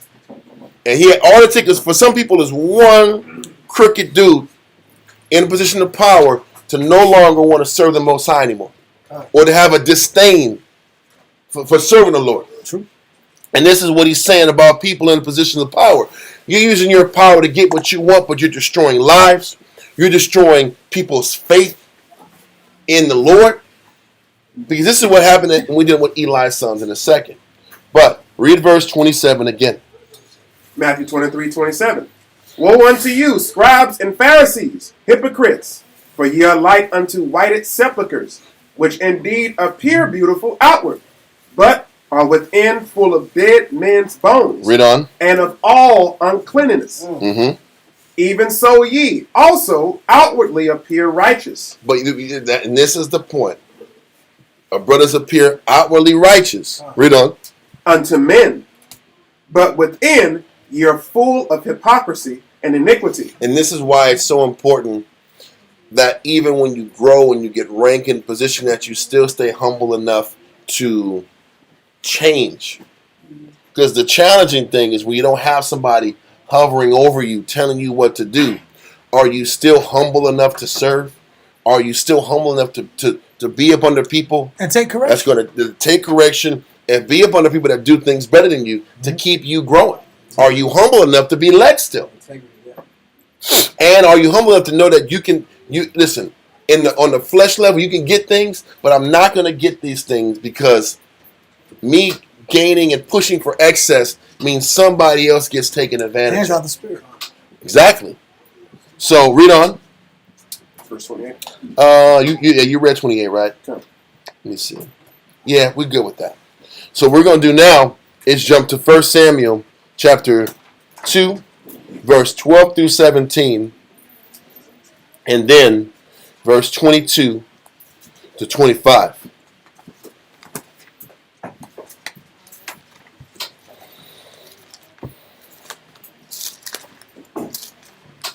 First Samuel chapter 2, verse 12. Okay, let's read that. 1 Samuel chapter 2, verse 12. Now the sons of Eli were sons of Belial. Listen, they were wicked men. Sons of Belial means wicked men. These guys were wicked. And let me see. I'm trying to find the names of the sons. It doesn't matter. Eli had two sons, and they were wicked. Read on. They knew not the Most High. What kills me is, how do you not know the Lord, but you're running the entire priesthood? Because your dad is old.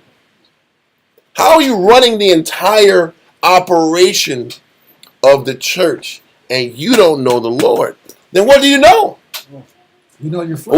What have you given your mind to if you don't know the Lord?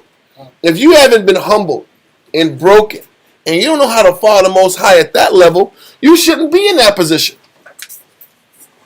So Eli's sons were wicked men and they didn't know the Lord. Read on. Verse 13. And the priest's custom with the people was that when any man offered sacrifice, the priest's servant came, while the flesh was in seething, with a flesh When the flesh was cooking. Okay, so the custom was when the custom was when the people were offering sacrifices. The priest servant came. Read on. with a flesh hook of 3 teeth in his hand. That was what wasn't happening. Well, first of all, you were only supposed to get a hook with two prongs, not 3. They were getting more meat than they were supposed to, because the priests were able to eat off the sacrifice. So it wasn't wicked to get food from the offerings that were given to the Lord. But they're saying these guys took 3 hooks of meat. They were taking all the meat in the damn pot and eating it for themselves, versus leaving enough for the people for their offerings. So they were making offerings. A portion went to the priests and a portion went to them. They were sitting back here and taking excess off the top for them. Read on. Verse 14. And he struck it into the pan or kettle or cauldron or pot. All that the flesh hook brought up, the priest took for himself. Mm-hmm. So they did in Shiloh unto all the Israelites that came thither. Shiloh was obviously the place where the tabernacle was. From when the time of Joshua, he made the tabernacle in Shiloh, and at that time, all the Israelites had their excess food taken, so they had less portions for themselves. Read on, and that was initially the spirit of excess. I'm going to get what I want. I'm going to take what I want. Read on. Verse 15. Also, before they burnt the fat, the priest's servant came and said to the man that sacrificed, give flesh to roast for the priest, for he will not have sodden flesh of thee, but raw. You see his concern? Listen, this was the head priest that was doing the actual sacrificing and burning the meat. He said, no, I want some of that. So not only were they robbing the people of their sacrifices and their portion that was going back to them, they were robbing the Most High's portion that was supposed to be burnt on the altar for the Most High. He said, I want to sit back here and get that portion that goes to the Father too. Give me a portion of that. And I'll take it home and I'll make some steaks tonight.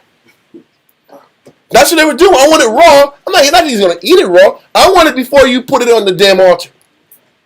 There were certain parts of the lamb or the sheep or the animal that was exclusively, that was supposed to be cut to the Heavenly Father. He said, well, the priest was sitting back here about to burn the offer. No, give me some of that. I'm bringing it home. So they were taking away from the Lord's sacrifice and the portion that went to the people. They were taking. Read on. Verse 16. And if any man said unto him, let them not fail to burn the fat presently. Because that the fat's what the Most High wanted. The blood and the fat. Read on. And then take as much as thy soul desireth. Then he would answer him, nay. Nah, I want it all, B. Read on. But thou shalt give it me now. And if not, I will take it by force. I'm going to sit back here and take this sacrifice. It's mine. It's about him. It ain't about the Most High. Kingship. It was kingship, lordship, and there was no fear of the Heavenly Fathers. So this was happening as early as Samuel. Read on. Verse 17. Wherefore the sin of the young men was very great before the Most High. For men abhorred the offering of the Most High. And that is what ended up happening to people when you're in a position of leadership and you're doing people wrong and you're just taking and you're taking and taking. People don't want to give no more. You take advantage of kind people and their desire to do good. When they're seeing they're getting used, nobody wants to serve the Most High. Nobody wants to come around. All I know I'm going to get used, taken advantage of, so I don't want to go. I'm good. I'm good. This is what happens when you take and you take and you take and you take. And there's no give and there's no service. The desire and the passion to do right, it's not in you no more. So what's happening is this negative and this selfish, excessive, extortionist mindset we had back in the day got to the fact where people didn't even want to serve the Lord no more, bro. Read on. Verse 22. Now Eli was very old. Let me type that in. I'm sorry, I gotta put that in because I couldn't. It was too big to go on the screen. It's 22 to 25, right? Yeah, let's read that. Verse 22. Now Eli was very old, and heard all that his sons did unto all Israel, and how they lay with the women that assembled at the door of the tabernacle of the congregation. Listen, they were sitting back here and taking the women, huh? He wanted it all, huh? You think they wanted this to be taken? Just to make Something was manufactured.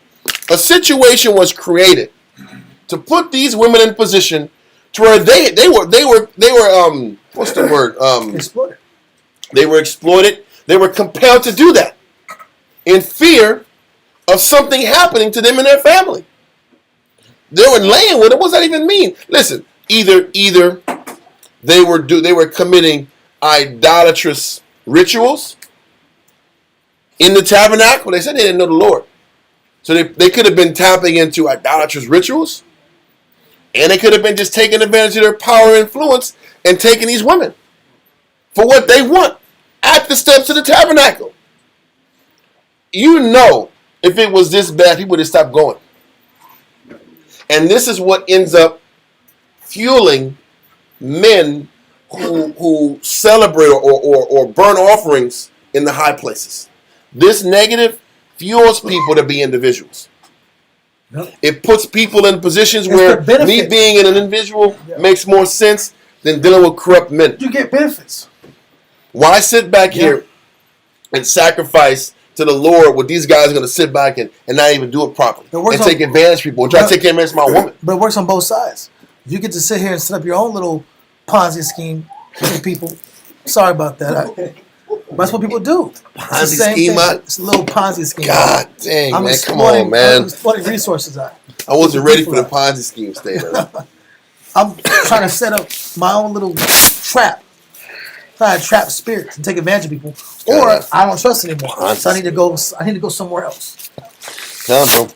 Keep talking, man. I gotta wipe this thing it's off. all a setup. Read it again. In the scripture. Verse 22. Now Eli was very old and heard all that his sons did unto all Israel. And this is the problem. The problem when you hear of these circumstances, what is the response going to be? Read. Yep. And how they lay with the women that assembled at the door of the tabernacle. So not only are they taking the meat and taking the food, they're sitting back here now taking the women, bro. And they're using those extortion tactics. They're using their power and leverage to get what they want in the flesh. Okay, let's continue. And how they lay with the women that assembled at the door of the tabernacle of the congregation. Okay. And he said unto them, why do ye such things? For I hear of your evil dealings by all this people. All the people are complaining. Why come down here then? Are we going to sit there and get taken advantage of? Why take my woman up here when it's mistress to your girl? Go take her. Exactly. Why do this, I'm not coming no more. I forget this. I see this guy's hitting on my woman, Let me get out of here. Yeah. I'm going to go to my mountain and do it on my mountain, on my rooftop of my house and kill these animals, They're complaining to Eli, and Eli's soft on crime because he's soft on correcting his kids. Because those sons should be put to death for what they're doing. Yeah. Read on. Verse 24. Nay, my sons, for it is no good report that I hear. God. Ye make the Most High's people to transgress. And that's the point. We're making the people transgress by those extortion tactics. You're using your power and putting other people in positions to sin. Because most people don't have faith and strength like Susanna had. Susanna had enough faith and strength to just say, I'll just die then. I'm going to sit back here and not give you what you want and leave my life in the hands of the Most High. Most people don't have that type of strength. So most people get weak and transgress out of fear of shame or out of fear of being judged and getting put to death in the carnal level. So Eli's like, listen, man, you're putting people in bad situations and you're forcing them to sin. You don't see the Most High is angry at this? Read on. Verse 25.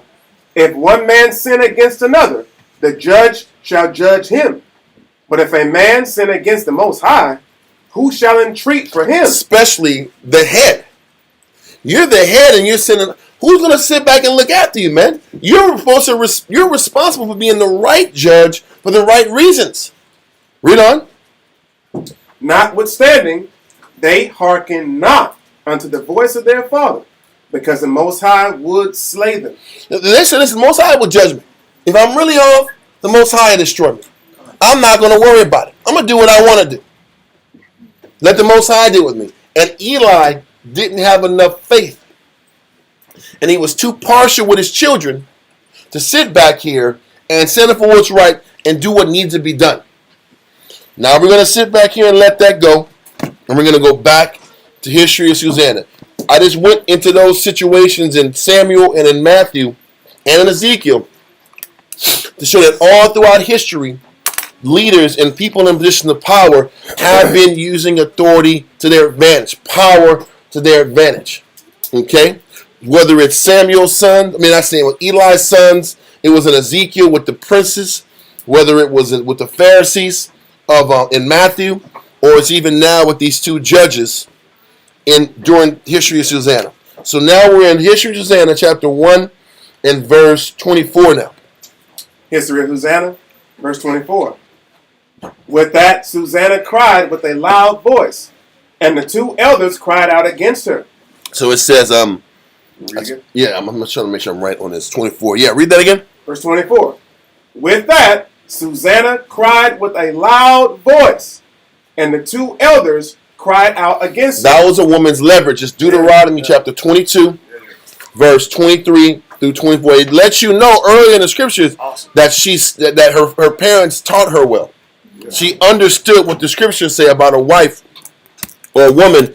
If she's being assaulted, she has to cry out. And that's the only thing that can save her from being executed if a man tries to rape her. Awesome. Deuteronomy chapter 22, verse 23. Deuteronomy chapter 22, verse 23. Let me get there. Yeah, I'm here. If a damsel that is a virgin be betrothed unto an husband. Where am I? 20? Oh, 22. I'm tripping. I'm on 23. Yeah, read that again. I'm sorry, sir. Deuteronomy 22 and 23. If a damsel that is a virgin be betrothed unto an husband, and a man find her in the city, and lie with her, then ye shall bring them both out unto the gate of that city, and ye shall stone them with stones, that they die. Now, read verse 22, Salaki, Okay. to 24. Verse 22. If a man be found lying with a woman married to an husband, then they shall both of them die, both the man that lay with the woman and the woman. So shalt thou put away evil from Israel. So she knows if they say that she dealt with another man, that's a death sentence. She knows that. So she knows if I don't give these men what they want, I'm dead. Okay? In her hand, like, I'd rather die and the Most High knows I kept my honor than give you what you want and know the Most High is going to curse me. Let's continue. Verse 23. If a damsel that is a virgin be betrothed unto an husband, and a man... Now listen, that means a woman is to be given to another man. It's not even, they didn't even consummate the marriage yet. This woman was promised to another man. And then another man finds her in the city and lies with her. Yes, sis? Oh, okay. No, The hand was like that. I thought, you're good. Read verse 23 again. Verse 23. If a damsel that is a virgin be betrothed unto an husband, and a man find her in the city, and lie with her... So if this man deals with this woman that's already promised to another man, not even had sex with him, but promised to him, read on. Verse 24. Then ye shall bring them both out unto the gate of that city, and ye shall stone them with stones that they die. They both get stoned with stones, even if she wasn't even if she didn't consummate the marriage yet, she was promised to that man. Read on. The damsel, because she cried not. And that's the thing. If she's in a position to where somebody's trying to take advantage of her, she should have cried, especially it said in the city. If I'm in the city, I'll cry out and somebody should hear me. And that should bring a witness in to see that somebody is assaulting me that I don't want them to assault me in. But if I'm in the city and nobody hears anything, you didn't cry out, that means you wanted it. Read on. Because she cried not, being in the city, and the man, because he hath humbled his neighbor's wife. So shalt thou put away evil from among you. Read on.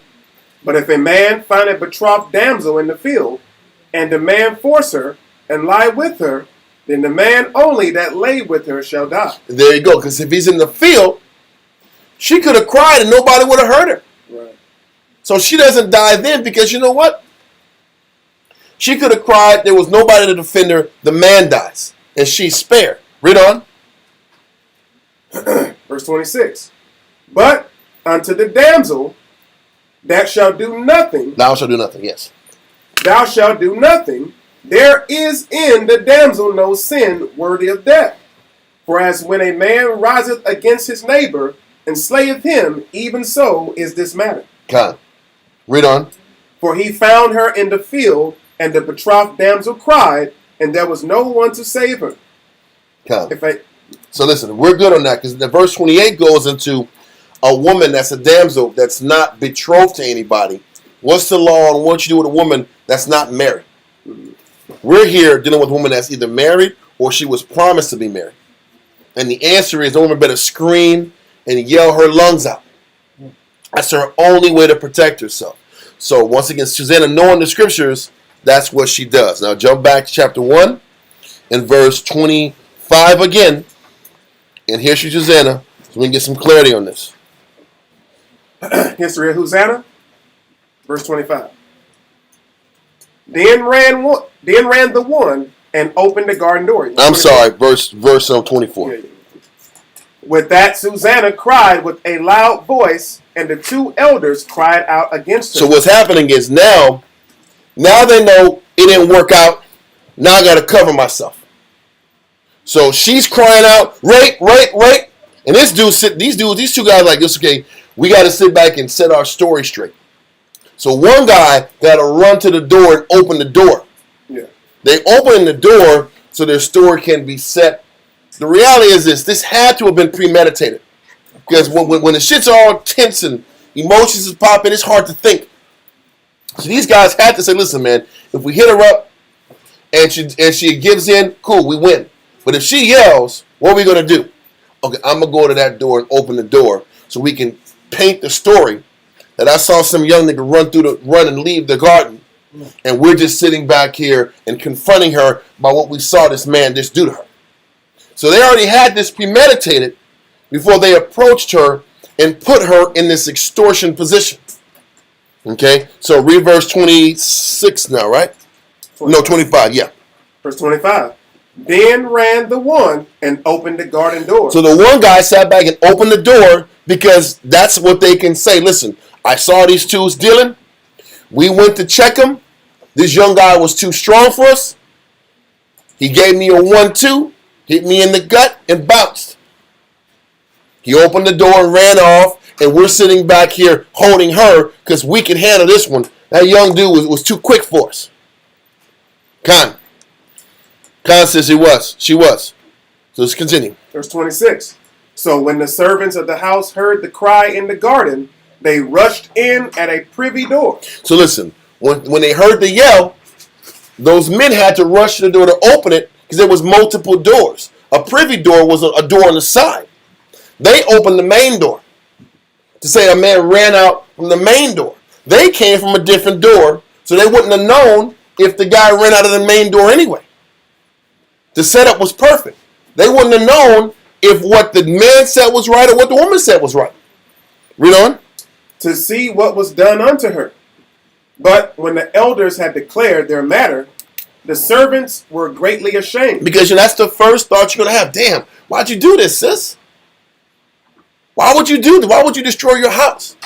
Because they're just blindly trusting these men who were known to be reputable. Read on. But there was never such a report made of Susanna. And this is what was so baffling, that this person doesn't have a pattern of even trying to press up on men or get in men's face, or she ain't even an attention-seeking kind of person. Mm-hmm. This doesn't make sense. But these honorable men said something, so maybe she was on a creep doing something. How do you know?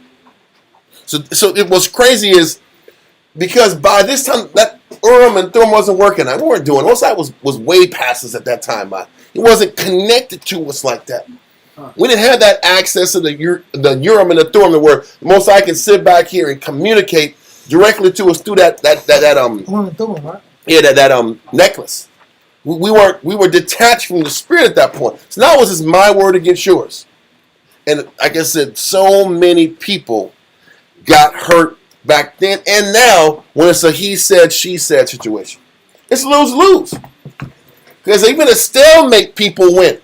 But I can't say he's wrong and I can't say she's wrong, so we got to let it be. Even that's jacked up.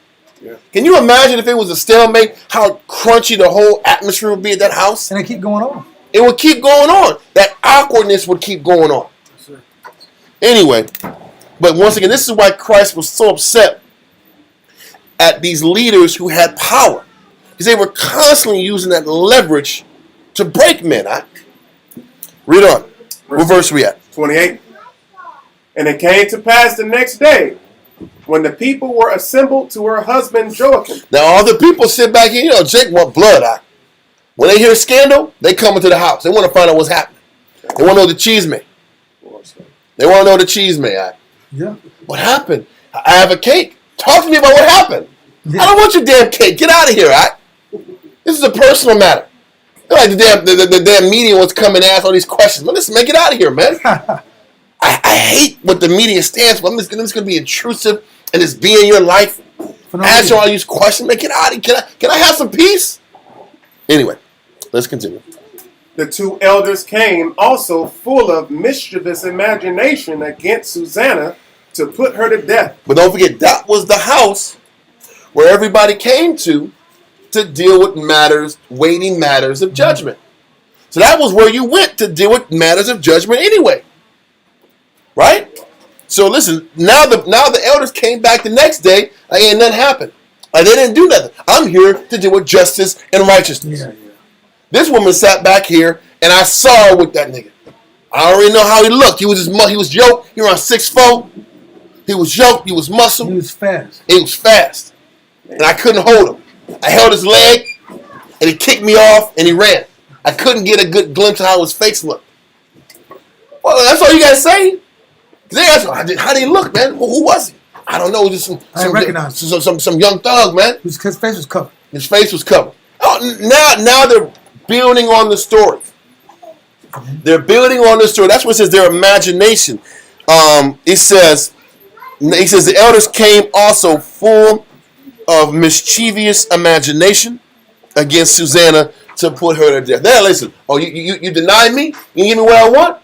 I want to see it dead now. Yeah. And that because now it's me against her, us against her. Let's create this story. Let's create this story. Paint her out to be this wicked person. Get her out of there. So let's read verse 28 again. Verse 28. And it came to pass the next day, when the people were assembled to her husband Joachim, the two elders came also full of mischievous imagination against Susanna.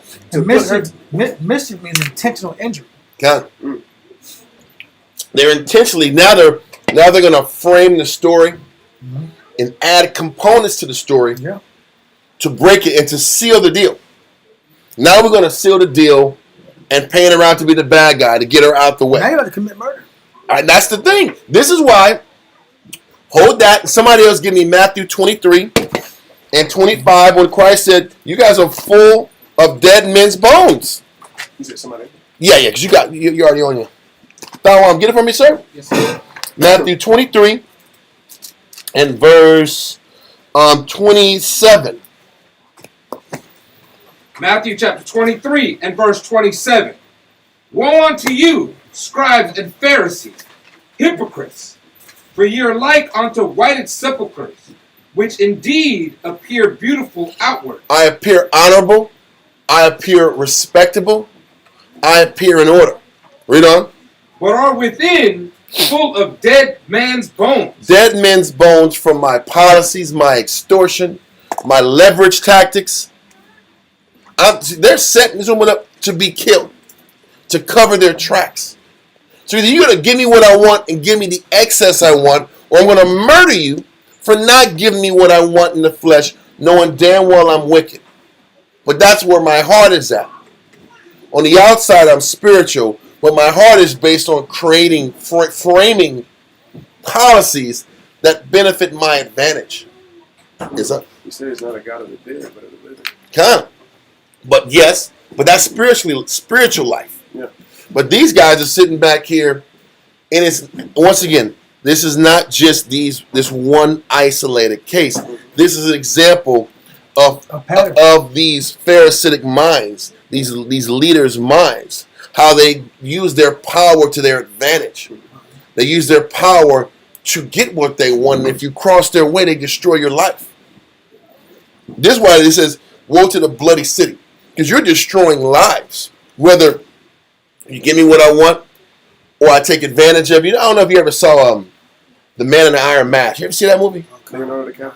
Yeah, and how the prince or the king, I think King Louis, whatever the hell it was, he sat back here and killed that young man who was married to that woman, and forced her to be with him by sitting back here and wiping out this man's son. And then they sat back here, that young man's son, and those two other cats that came and rose up and tried to dethrone him. That happens all the time with people in power and position, right? I want that woman. Let me eradicate this guy, wipe him out to get what I want. That was why the Most High was so mad at David. They did the same thing with Uriah. Let me sit back here and bring this guy an impossible mission, have the men fall back, kill him, so I can get this woman. So I can keep her, not get her, keep her, and justify keeping her. these type of this mindset. It is. It says it's Hollywood. It's the church. It's all this stuff. When people get power, they use it as leverage to break people. And if you cross them, if you don't bend to their will, they destroy your house. Don't forget, in the city, property ownership kept shifting. You could buy and sell property in the city. In the regular lands, you kept your ancestral property. But in the city, they were using all kind of conniving deals to get you out of your apartment, get you out of your house, get you out of your space. And they use that political power to gain leverage over all the people. So you give them what they want, or you might be out of your house. Might be out of your home. Okay, so this is what the Most High had such a problem with, how we operated. It wasn't just the hypocritical nature towards them and the Most High. It was the wrongdoing that you were doing with people that were vulnerable. So let's get back to History of Susanna, chapter 1 and verse 28 again. History of Susanna, verse 28. And it came to pass the next day, when the people were assembled to her husband Joachim, the two elders came also, full of mischievous imagination, against Susanna to put her to death, and said before the people, send for Susanna, the daughter of Chelcias. Now you want to act like we're this impersonal. Bring this woman Susanna, we're going to judge her. Like we judge all the matters of the city every day. Okay? Read on. Joachim's wife. And so they sent. So she came with her father and mother, her children, and all her kindred. This is embarrassing too, man. She got kids, she got a family, bro. And she got her kids and her mom and her daddy. They're all coming up here to support her out. And you know Israel is judgmental as hell out. Yeah. If they hear that she did some funny business, yeah, she did it. It's true. Mm-hmm. She did. I know she did it. I knew it. I knew she was guilty. I was something in her eyes, something in her vibe. Like, what are you talking about? It's how she walked. I knew she was a heifer. Mm-hmm. I knew she was that way. Mm-hmm. And you know, everybody like, they look at her like this. Mm-hmm. Mm-hmm. You see it. Mm-hmm. Oh, really? That one right there. That's her. She did it. I know she did. Little trifling heifer. I knew her. You know that's the black community. I gotta say that's it. The black community, that's the black community. They shaking their head and pointing out there. I knew what she was doing. Yeah. And they hissing. I knew it. That's what happens. You got all that money. Mm-hmm. That money corrupts. That money corrupts. Absolutely. that money corrupts. When you get that money, you lose some values. Hey, they told all the Negro tales out. It's the truth, Listen, that she didn't lost God out of her. Like God, she didn't lost God out of her. She ain't about God no more. And they said they're talking about it. You know that's how it is, The parents are getting distanced. Everybody's backing away from them. They're like, man, she wants to die. That's what the Lord said. That's what the Lord's will. She wants to die. Listen, that whole vibration is happening. That's what the maids were greatly ashamed, because they knew what this meant. So anyway, verse 28 again, 28? Yeah, we're gonna go from there. Verse 28. And it came to pass the next day, when the people were assembled to her husband Joachim. This was quick too.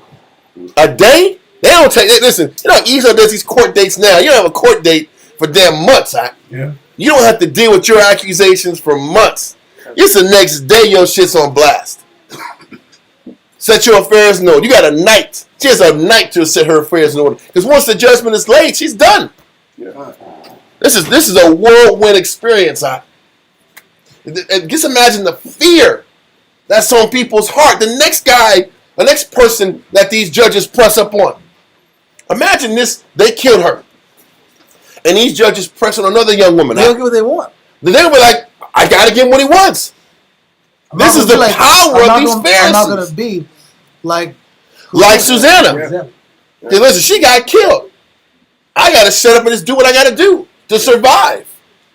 This is how powerful and scary being in these positions are really about.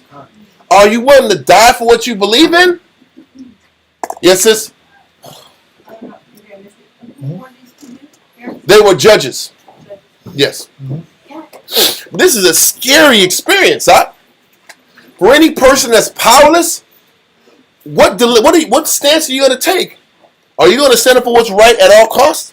Do you really believe in these scriptures? Or are you going to do the prudent matter and survive for the next day and live to fight another day? That's the problem with prudent. So.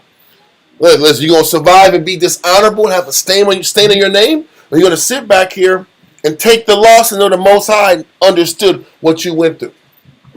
That's a stance we all need to learn. Do you really believe in what you read every day? Do you really believe the Most High is looking down and knows you're in a predicament? And you take the righteous, honorable position and take the loss that comes behind the honorable position, or you want to play the smart game? I got children to raise. My children can't lose their mother.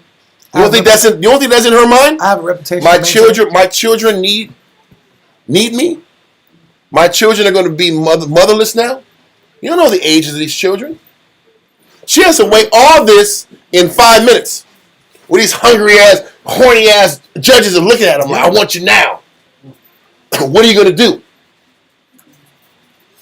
It's a major integrity. This is women have to have integrity too. Women have to have integrity. Men have to have integrity. It's got to be about not having a dishonorable stain between your relationship with the Most High. Your relationship with the Most High has to be more important than how you're looked upon amongst your peers and your friends and your family. The only thing that matters is your relationship with the Heavenly Father. That needs to stay intact. And negative people are going to always put you in a position to force you to choose what's comfortable for everybody else over what's right. So this is where she's at. So now, the beautiful thing is that her family backed her. Her family that raised her kept that support with her despite the allegations. Read on. Give me verse 30. History of Susanna, verse 30. So she came with her father and mother, her children, and all her kindred. So I don't even know.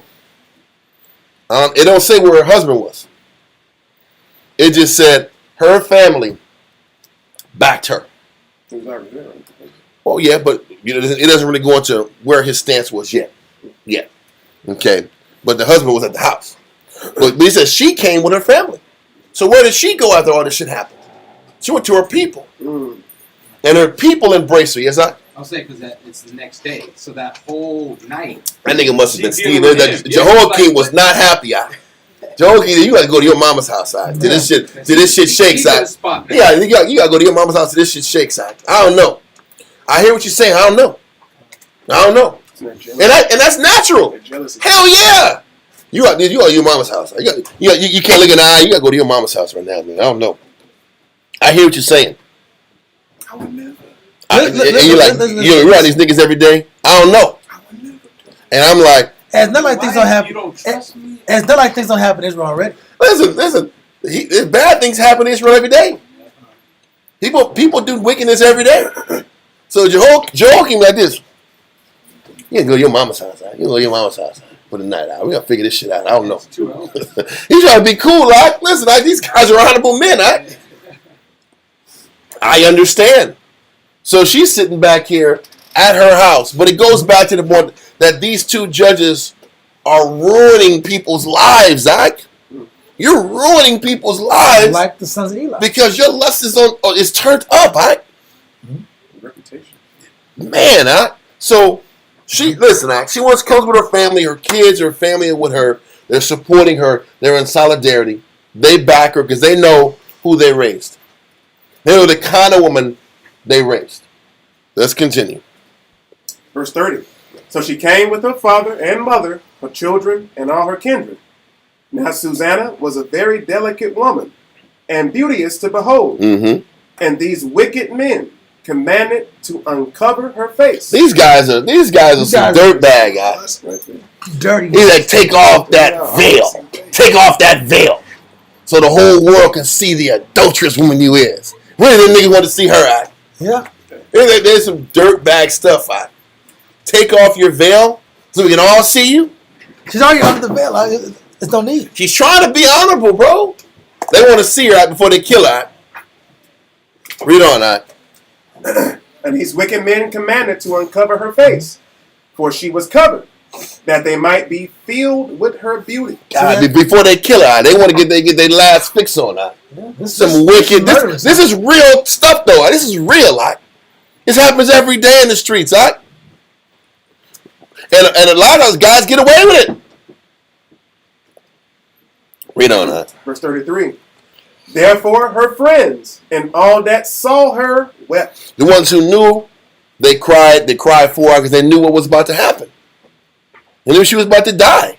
She about to get stoned, It's a horrible death, Listen, if the verdict is to be stoned, the husband got to throw the first damn stone. That is not an easy way to go out, I don't know if you ever see like a face to death show out. You see when a person gets shot with a rifle, how the frame of their skull like caves in out. Imagine getting stoned with all these rocks and it's blood and your face is breaking down, and this is a brutal way to go, and everybody's taking turns throwing rocks and destroying you, bro. Con. And this is what's about to befall her, and all her people are crying just because these guys wanted to get off on her, Read on. Verse 34.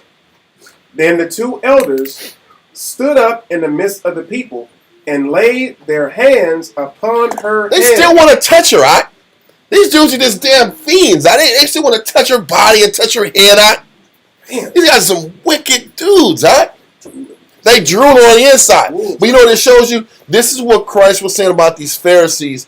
They're all righteous on the outside, but inwardly they're getting off to this, They're getting off to this. I'm touching it. I still get to touch. I still get to get what I want from you. And she's crying because she knows where these guys' hearts at. That's where the Most High had to step in. But I'm gonna say this. But a lot of times, it didn't. A lot of times, listen. Whether the women gave in or a lot of people died. Some people died saying of what's right and just had to die. Some people, a lot of them gave in. The ones who tried to keep it real got killed. Sometimes it didn't work out this way. This is a good story. Sometimes it doesn't happen this way. Sometimes women sit back here and say honorable and they get killed. You think it always happens? The good guy wins? Sometimes the good guy gets martyred. A lot of times the good guy gets martyred. So whether you die or the Most High comes through and provides a savior situation, you got to own up to what you got to do. You still got to stay your ground and do right, regardless. And if you lose and you die, at least you die with honor. That's the lesson. She didn't know Dane was gonna come through and break up this conspiracy. And a lot of people, like I said, from Samuel all the way through Matthew, a lot of people were getting taken advantage of. A lot of people were raped. A lot of people were used and abused and extorted. This happened a lot. And most people lost their desire to serve the Most High from these experiences. A lot of people were traumatized and just never came back to serving the Lord. And over time, the Most High had it up to here with the extortion. And that on top of the idolatry and all the other sins is why the Most High destroyed us and put us into captivity. Because you know what He showed us in 80 plus years, we couldn't, after 80 plus years, we couldn't self-govern. Listen, man, we're talking about black kings. Man, black kings are damn dirtbags. How about that? Black kings don't know how to manage power. Black kings use people. Black kings take advantage of people and create extortion tactics to take people. That ain't just the white man. Or justify themselves. Our people sit back here and do it all the time. And that's why the Most High said, listen, man, you guys aren't that city in the hill that I anticipated you to be. And because you're not a city on the hill, I'm going to give the nations a chance to sit back here and run this world and see how they do. Now, have they been good? Hell no. But I already saw what you're going to do. I know what you're going to do. So I got to give the Babylonian man, the Chaldean man a chance. Then I'm going to give the Persian man a chance. Then I'm going to give these Hamites a chance. Then I'm going to give these Greeks a chance. Then I'm going to give these Romans a chance. I'm going to give these Arabs a chance. Now, all of them are bad. Then I got to change this whole thing up, and I got to come back. And then he says, he ain't going to just put us back in power. What did Christ say? He got to change our heart. Yeah. He got to take that fleshly, carnal heart, that stony heart out and replace it with a spiritual heart. I got to change how you think before you sit back. Everybody, we got next. What we got next? More destruction? More oppression? More oppression? That's what we got next. He said if we had another chance to run this kingdom, we'd run it to the ground. Unless he took that stony heart from us and put a fleshly, compassionate heart in us. We had that concept before. Back on Mars We have Hill. it all the time. At Mars Hill, right? Remember, that's one of the funniest stories we ever had. Remember that. We went to Mars Hill in San Antonio. First of all, it was a damn corner. It wasn't no Mars. He called it Mars a Hill. goddamn street corner. It was on the east side. Yeah. And this dude called it Mars Hill. Like he made a block like it was something special and spiritual. Yeah. Anyway, I just want to make sure you're saying that Mars Hill he called like it it was Mars like Hill. a house of learned men and sharp guys. No. It was a bunch of old street niggas talking shit. Drinking alcohol a lot. And And talking is shot. And so we out there talking, rapping stuff like that. He's like, listen, man, y'all need to follow me. Y'all need to follow me. I like what y'all doing. Y'all need to follow me. And we're going to have a revolution. I'm like, okay, we have a revolution. And I kind of burst at this revelation. I said, listen, man, so what do you mean? So we going to sit back and risk our lives and die, and you sit back here and we're going to die in this revolution by the cops? Where you going to be at? Where you going to be at? You going to sit here and be on the porch, he man? said someone has to survive. I was like, And then- whoa. okay, I was looking at him like, okay, I'm hearing what you're saying. I said, what would you do after that? He said, well, what we're going to do, we're going to sell drugs and get the money from the drugs and reinvest in the community. I said, okay. I said, I let him talk for like 5 more minutes. We getting the hell out of here. It was insanity. It's MLK Day. We was trying to engage with the people in MLK Day. And I was like, this is why we don't engage with these damn people. This is damn chaos talk. Anyway, what was the point of the message? Was that all we can do, bro, is have faith and trust the Most High is going to guide us whether we die or we don't. What matters is having your honor and knowing that you're the right thing. And this story was brought out because this sister had more faith and had more integrity than most men did at the time. No different than that woman who had 7 sons and had to watch all those sons die and keep her sons strong while they were being executed.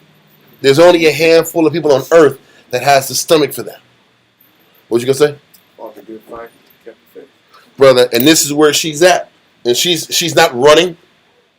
She's not running from her sentence. She's going right to the damn battle. And these damn perverts are touching her head and gawking at her and acting like they're being priests. Really, they're still lusting on her. Read on. Verse 35. And she weeping looked up toward heaven, for her heart trusted in the Lord. That really means something. To trust in the Lord means you want to sit back here, hold your convictions, stick to your beliefs, and whatever happens, happens. Read on. Verse 36. And the elders said, as we walked in the garden alone, this woman came in with 2 maids and shut the garden doors and sent the maids away. Then a young man who was there was hid, came unto her and lay with her. Then we that stood in a corner of the garden, seeing this wickedness, ran unto Why her. were you in the corner of the garden? What you doing there? Why was you in the corner of the garden in the first place? Now explain that part. The job was supposed to be over at noon, B. Why y'all here just walking in the garden? Huh? What are you doing? Mind the garden. I'm just in the garden, and all of a sudden I see this guy who he was hiding in the woods, and he comes out and deals with her, but we were hiding in the woods, and then we discovered him, and they was doing wickedness, and we ran him off. The story don't even make sense. And Daniel was in the audience. This is a young Daniel. This before all the visions started coming to him. He's listening to this. This don't make sense. But read that story. Let's read this bogus story again. Yeah. Verse 36. And the elders said, as we walked in the garden alone, this woman came in with 2 maids and shut the garden doors and sent the maids away. Then a young man who was there was hid, came in unto her, and lay with her. Lay with her. Read on. Yeah. He dealt with her. He made love to her. This is the story I'm telling. Read on. Verse 38. Then we that stood in the corner of the garden, seeing this wickedness. This is wickedness. We seeing tomfoolery. I'm so offended. Wretchedness. We seeing wretchedness going on here. Read on. Ran unto them. Yes, sir.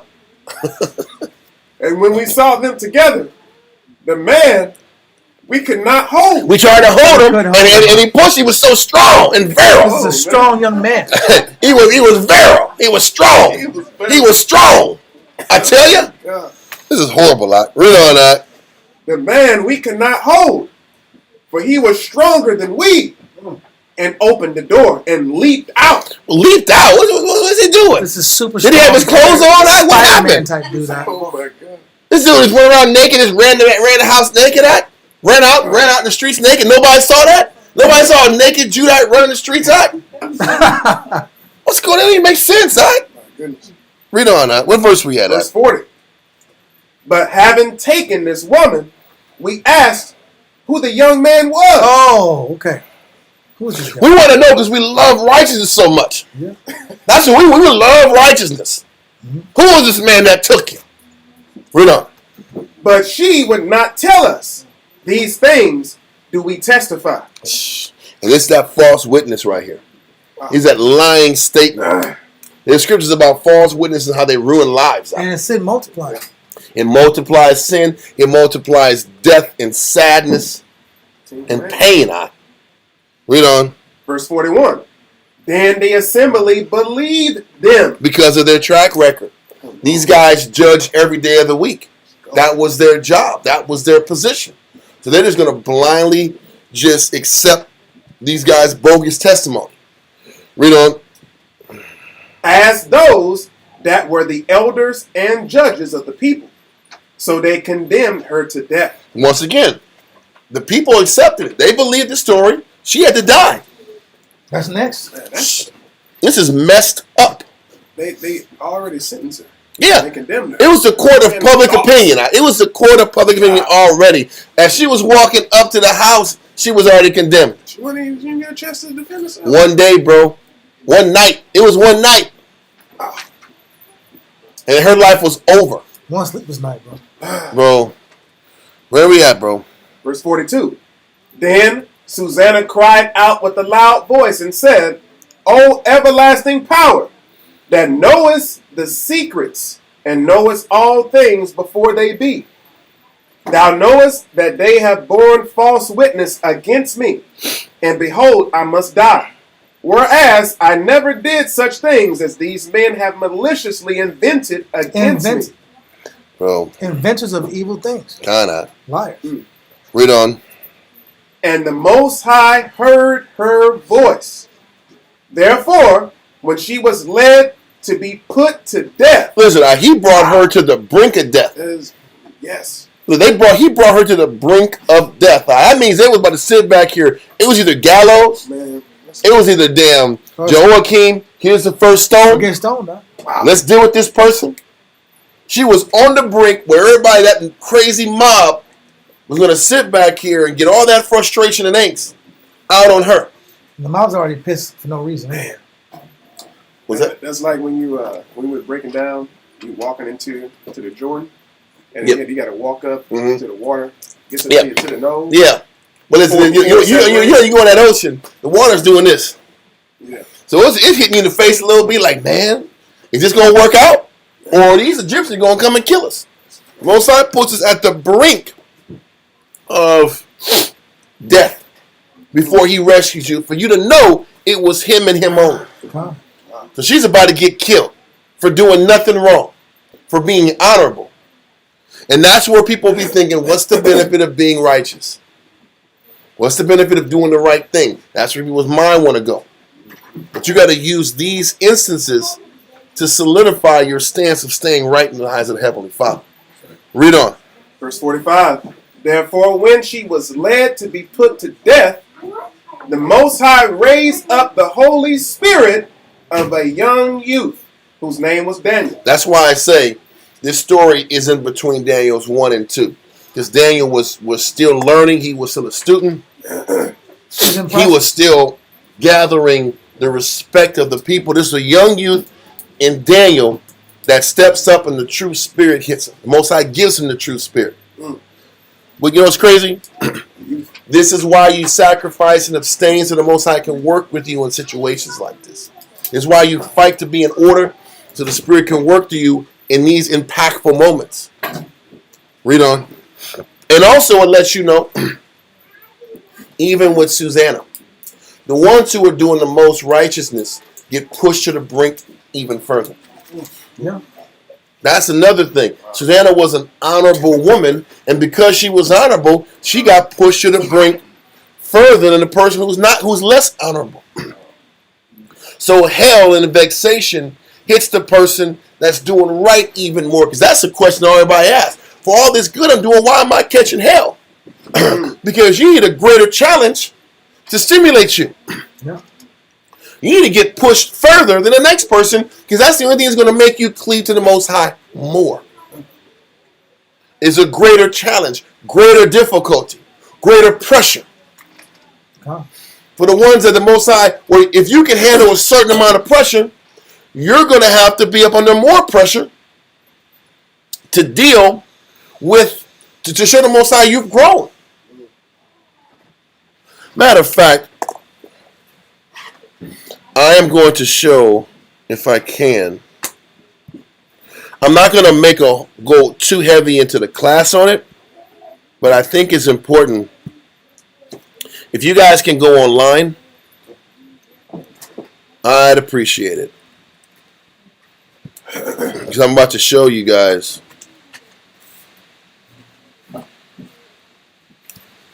Let's see, man. Okay, here it is.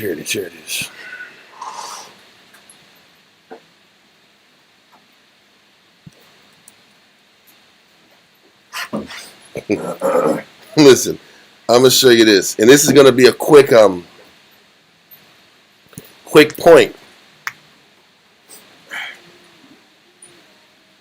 Look online. Look at this big ass boulder.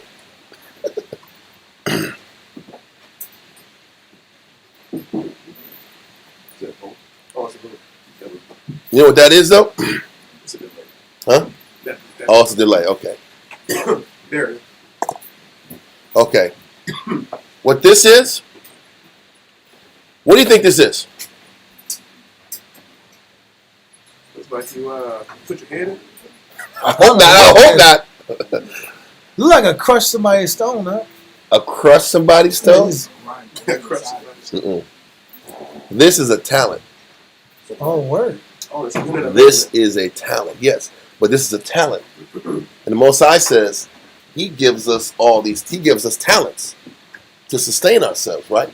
Or He gives us talents, and you have to bear your talent. This is the talent that you have to bear. Some people get 5 talents. Some people are given 3 talents. People are given 1. But this talent is based upon what an individual can handle. What an individual's responsibility they can handle. And based on what you handle, you have to be able to double what you can handle in order for the Most High to acknowledge you and get blessed. Yes, Adam? I thought talent was a unit of measure. It is, but this is the measurement of how other things are measured. This talent is how other items are measured by this weight. Yeah, you gotta have the master unit. This is the master unit of what is established for all matters of weight. Like a gram. Yes. They have like a little. I actually have one in my It's truck. calibration. Yes. Yeah. That's what it is. Yes. Yeah. But everybody has to carry their talent. However, and that for every person is given so many talents that they have to carry, or burdens, or responsibilities that they have to carry in Christ. So this young sister, Susanna, had a greater burden to bear because of her faith, because of her responsibility, because of her dedication. So her burden was heavier. And some people carry Her- more weight than others. That's the point. But she was responsible to carry more burdens because she can handle it. Mm. And because she had shown that she had what it took to carry this burden, is why she had to go and deal with a burden of this caliber. Whereas another person couldn't handle this burden, so the Most High wouldn't put that person through that burden. Mm. But each of us have to sit back and learn to carry our burden and our responsibility and our weight the right way. And then be able to double that Oh, right. in order to get to the kingdom. Yes, I. It says a talent weighs 129 pounds. And that's the point. And everybody has a burden, a certain amount of burdens that they have to bear and still operate serving the Most High with gladness and joyfulness of heart. Yes, I. And nature, what's natural, would tell you that anyway. Because some people can lift more than others. Some people have more physical strength than others. So it's the same Yep. contrast. Exactly. And everybody has a certain level of responsibility in their life and drama and stress and difficulties that each person is responsible for, that the Most High ordains you have to go through. And as you continue in your walk in life, you have to double that responsibility and double that pressure and double that burden to show the Most High that you've grown, to get that access to the kingdom. So what Susanna is going through is handling her talent, handling her responsibility, handling her burden the way she is trying to, the way she has to. This is the burden she has to sit back here and carry if she's going to be honored with the Most High. The Most High is going to bless her. This is the burden she has to bear.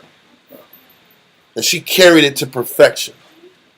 And because she carried it to perfection is why the Most High put that spirit into Daniel to save her. Does that make sense? Let's continue. It's read Hosanna, verse 45. I was saying talent, sis.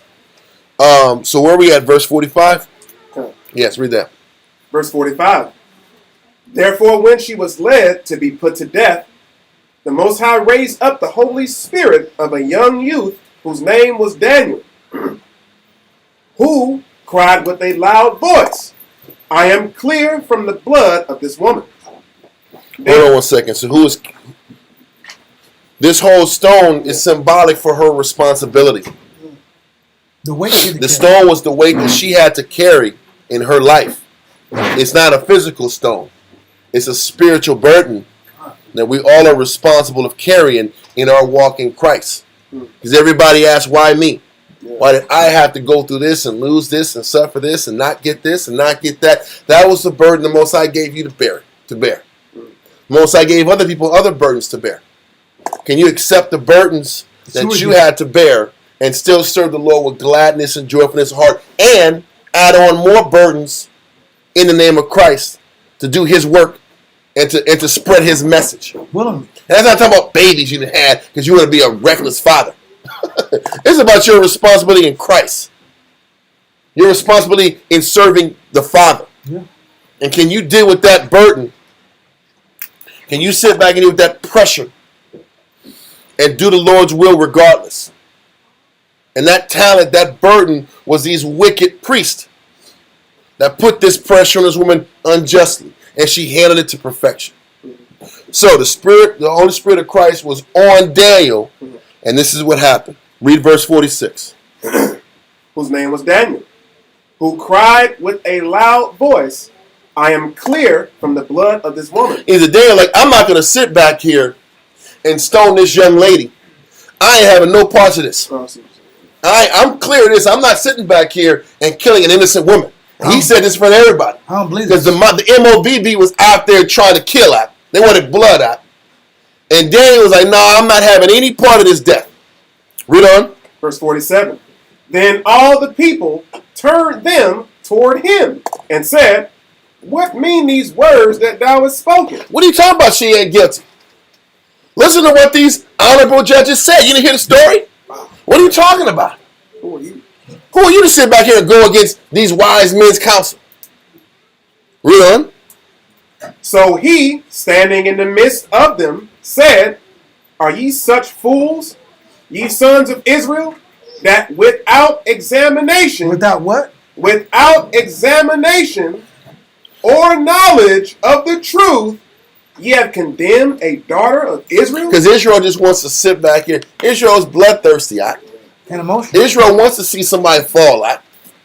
Seeing somebody fall makes them feel good. Amen. Seeing somebody's downfall makes them feel good. She was wicked. Hell, you see, I knew it. Good. Kill her. Stone her. So he says, you guys didn't even sit back here and question the judges the right way to examine the story thoroughly. Because the story still sounds fishy. Even when you hear it, it sounds fishy. Why were y'all niggas in the garden in the first place?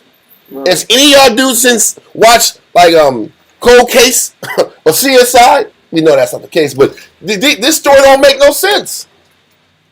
Read on. Verse 49. Return again to the place of judgment. It is go back to the scene of the crime.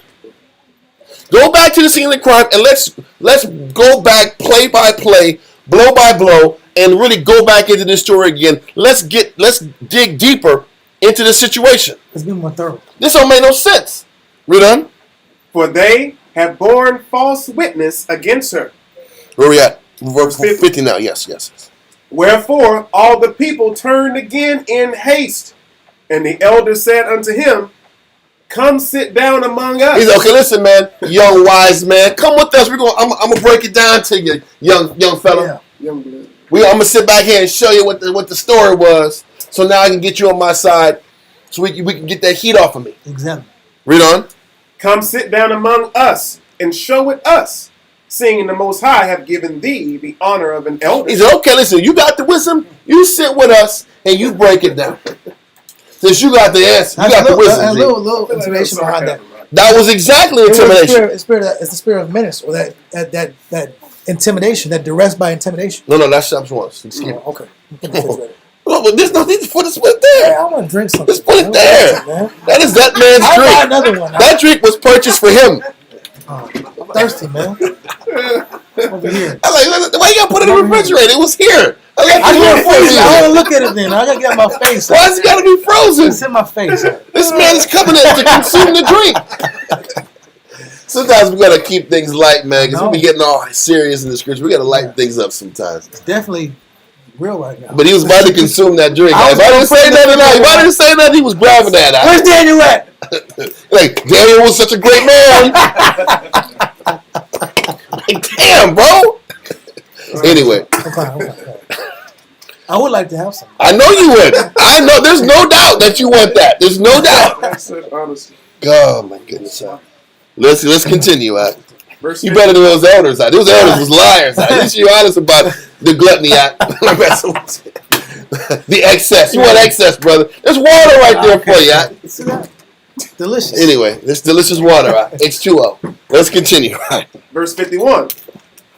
Then said Daniel unto them, Put these two aside, one far from another, and I will examine them. I'm going to sit back here and examine these guys separate. And I'm going to sit back here and figure out if they can tell the story the same. Listen, first of all, the Most High gave him wisdom, but this is textbook police stuff.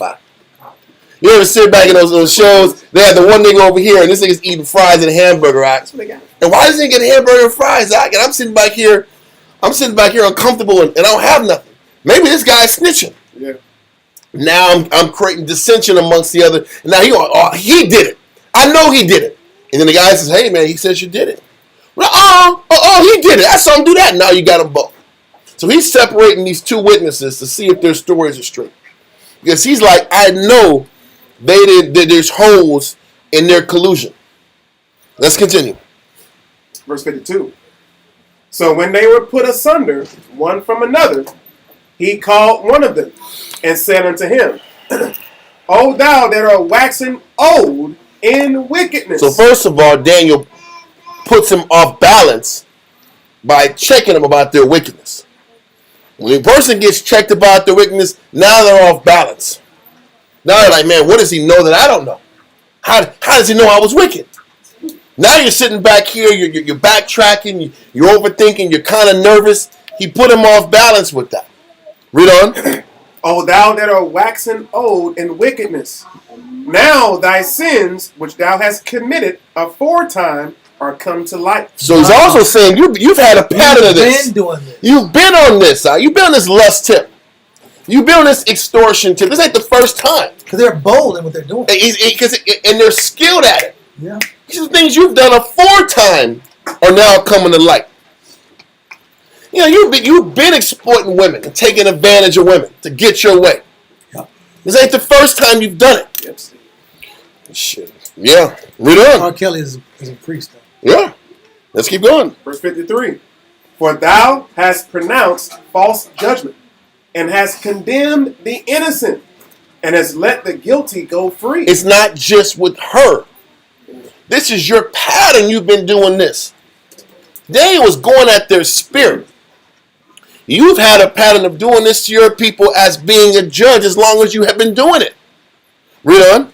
Albeit the Lord saith, the innocent and righteous shall thou not slay. He said, the Lord said not to take advantage of your power and position to get what you want, but you keep doing it anyway. Read on. Verse 54. Now then, if thou hast seen her, tell me, under what tree sawest thou them accompanying together? So he says, under what tree did you see this man and this sister Susanna dealing? If you're going to sit back, what tree were you at? Where were you at? Read on.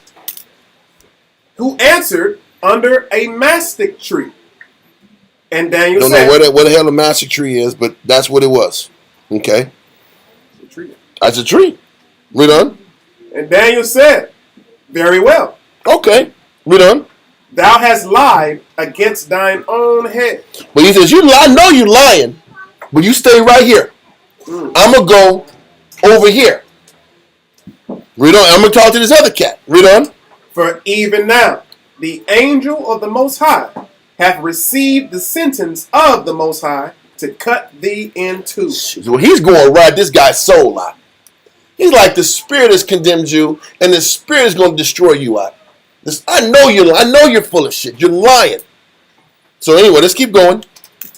So he put him aside and commanded to bring the other, and said unto him, O thou seed of Canaan, and not of Judah. You know about the spirit of that man. Read on. Beauty hath deceived thee, and lust hath perverted thine heart. He's going into the heart of this person now. He says, your heart is like the seed of the Canaanites that just destroyed people and took advantage of people and used people. Yes, I thought he was or at least years ago, I thought that this may have been a brother who, under cloak, masked himself as an Israelite. But he was just talking about the spirit of the man. It was the spirit of man. Because don't forget, Canaan, Babylon wasn't a Canaan province. Yep. Canaan was all the way out there, and the remaining Canaanites were Tyre and Zidonians. And that was way far away. He says, man, you're rolling in the spirit of Cain. Of Canaan. Yes, sir. And also a mastic tree. It's an evergreen shrub, but its resin's expensive. The resin that comes from it is expensive. So it was a pricey house with pricey trees in the garden. Expensive trees, yeah. Okay, so let's continue. Verse 57. Thus have ye dealt with the daughters of Israel, and they for fear companied with you. Listen what he says. Oh. He says, you've been sitting back here, you too have been dealing with the daughters of Israel and extorting them. And they kept company with you out of fear of death, like you were positioning this sister to do too. Both of y'all dudes were using leverage tactics and extortion tactics to just take women that you want, to rape women. This is what y'all have been doing. This is both of you men's patterns. You wicked, negative, corrupt guy. Brother, this is before Me Too, but he was out in both of these guys for having a habitual pattern of using these women and taking advantage of young women. It's messed up, but they've been ruining many lives. Many lives. And the crazy thing is this, they dare not to speak out. Because listen, don't die. The thing is this, if I take advantage of you, what are you going to say? They did it? That means you die too.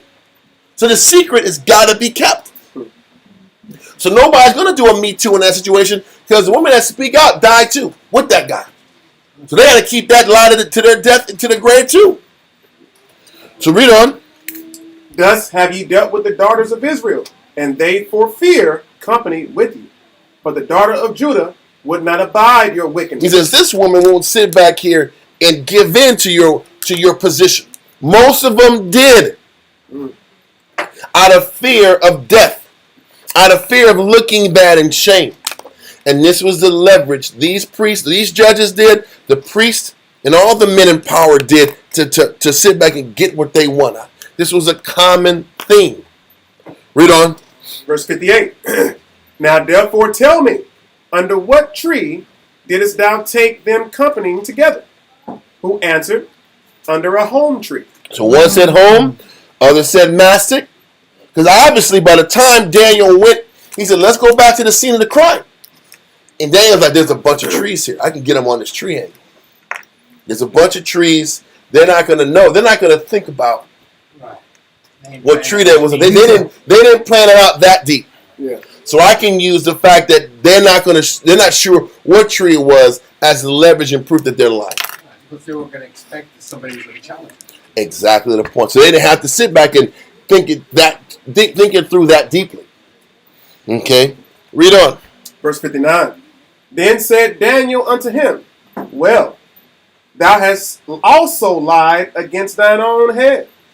For the angel of the Most High waiteth with the sword to cut thee in two. So both of y'all getting cut in two. That's awesome. Read on. That he may destroy you. Listen, it's beautiful lot, but a lot of people fell because they were afraid to die and afraid to stand up to what's right up. A lot of people couldn't withstand and didn't operate with integrity like this sister did for the Most High to get them through. A lot of our leaders take advantage of the weak because they can. But let's continue.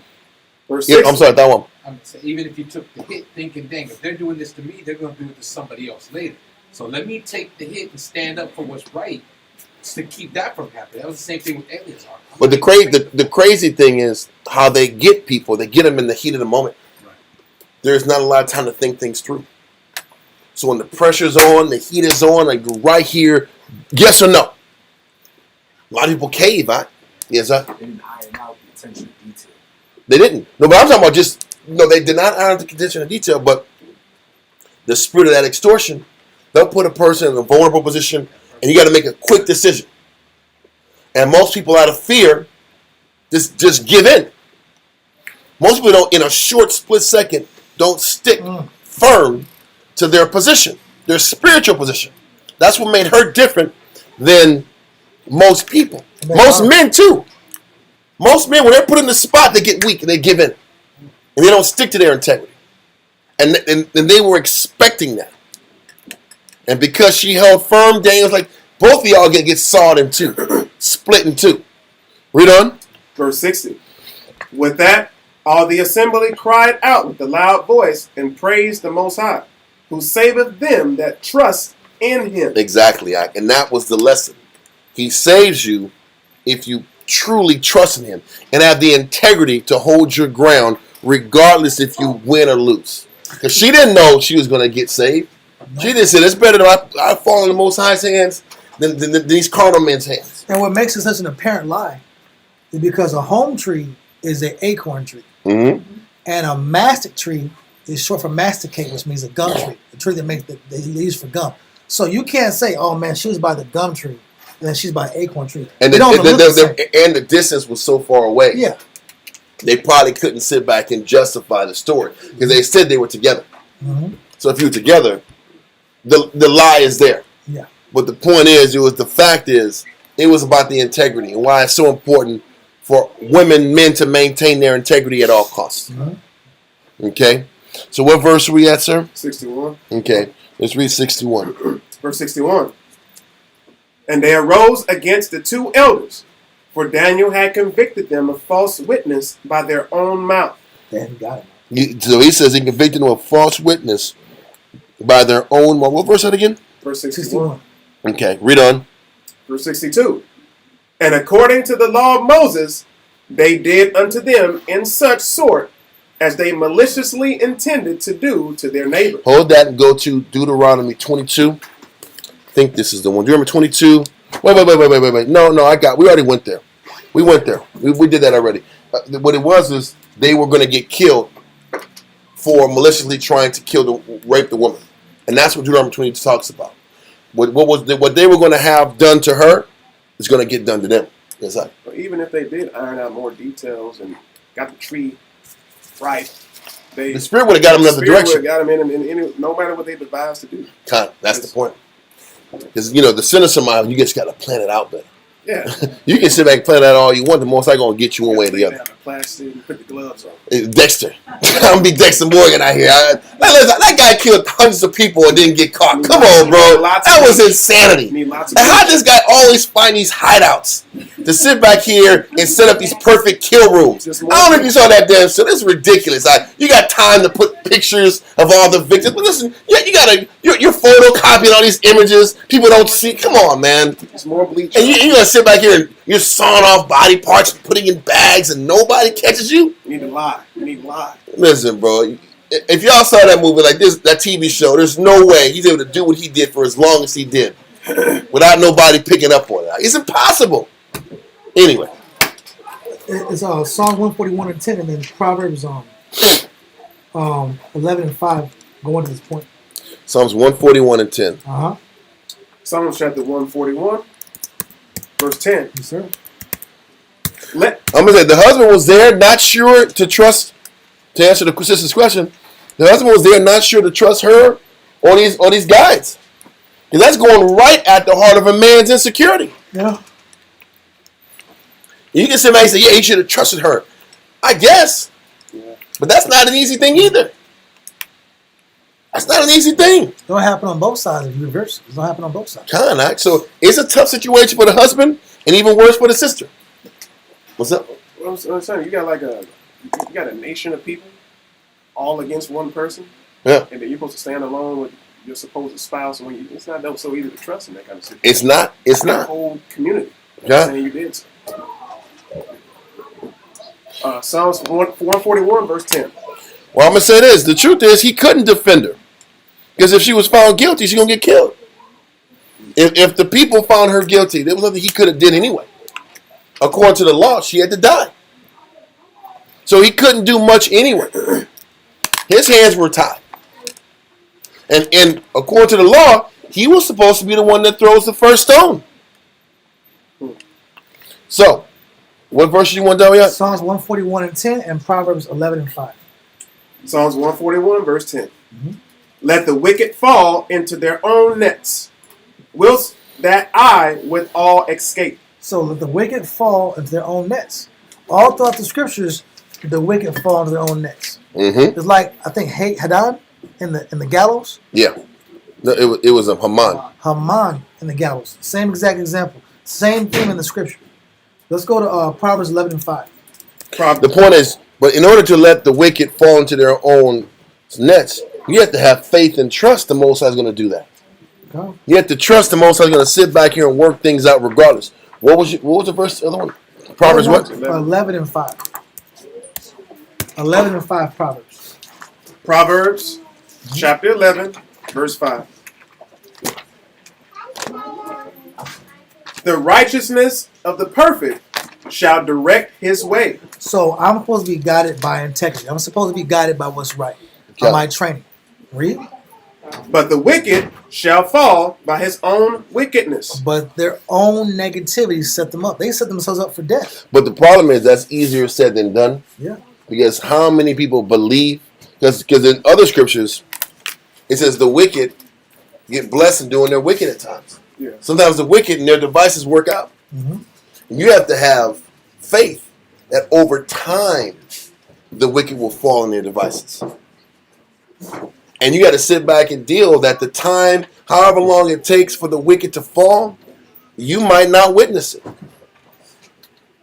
And you got to keep faith that the Most High is going to keep his end of the bargain while you keep your end of the bargain and you keep your integrity.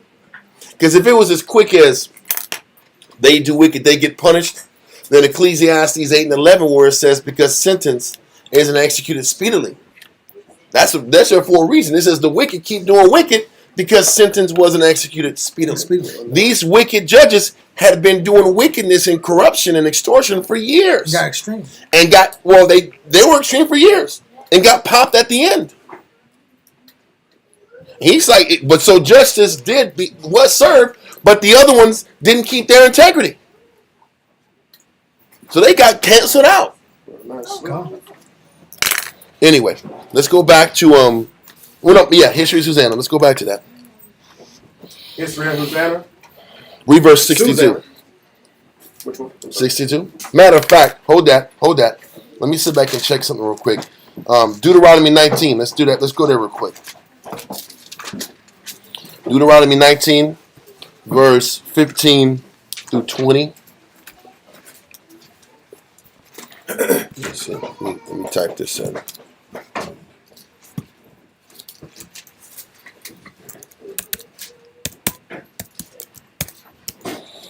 Deuteronomy 19, verse 15 to 20. Yeah, let me see. Let's see. Yeah, let's read that. Deuteronomy chapter 19, verse 15. One witness shall not rise up against a man for any iniquity, or for any sin, in any sin that he sinneth, at the mouth of 2 witnesses, or at the mouth of 3 witnesses, shall the matter be established. This is the law. But the purpose of having 2 witnesses was that 2 witnesses that didn't have the same opinion and desire. The thought was if there was 2 witnesses, they would have 2 different intentions. So they would be able to nullify each other so the message can come out properly. But these guys took advantage of their influence and they both had the same wicked intentions. So they used this 2 witness concept to their advantage. But this is how that Pharisaic mind goes. The scripture says 2 witnesses. Then let's sit back here and be these 2 witnesses with our own evil intentions. Same story. These Pharisees used they used the law to their advantage and the technicalities. The reason of having 2 witnesses was to make sure there was no collusion. Right. That was why you had 2 witnesses. So they sat back and used the 2 witness angle, but they were colluding. That was against the spirit of the law. You see how the Pharisees used the law to their advantage?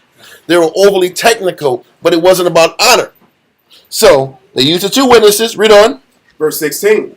If a false witness rise up against any man to testify against him that which is wrong, then both the men between whom the controversy is shall stand before the Most High, before the priests and the judges, which shall be in those days. It was so important that the judges were honorable men, and they were handpicked. They were supposed to be handpicked because of their honor and their respect, because these are weighty matters that you have to deal with.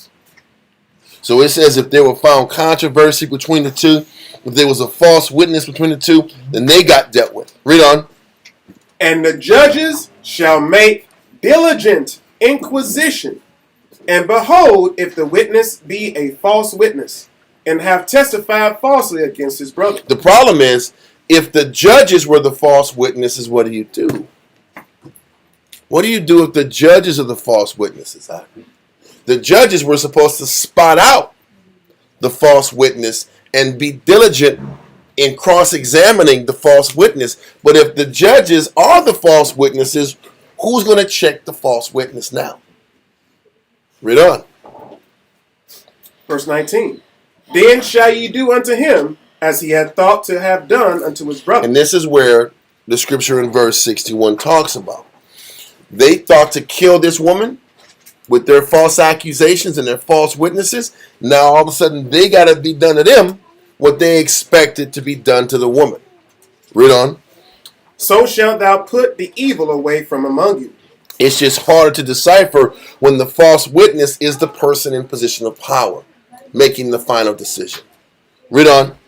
And those which remain shall hear and fear, and shall henceforth commit no more any such evil among you. People were supposed to fear wickedness, not fear the judge's position.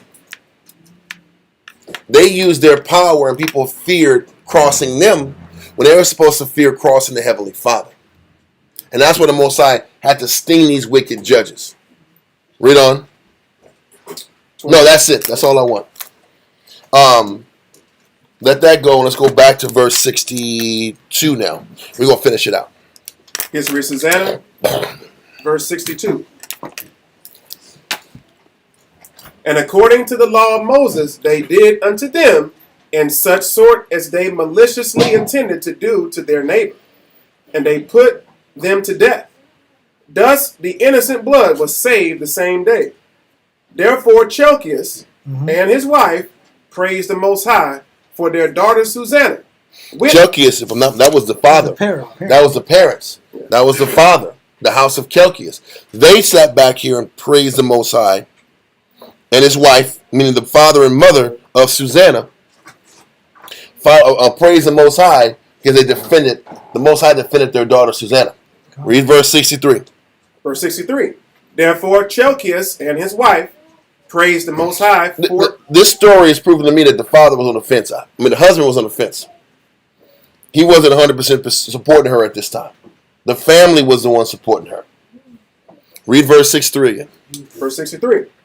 Therefore Chelcias and his wife praised the Most High for their daughter Susanna, with Joachim, her husband, Okay.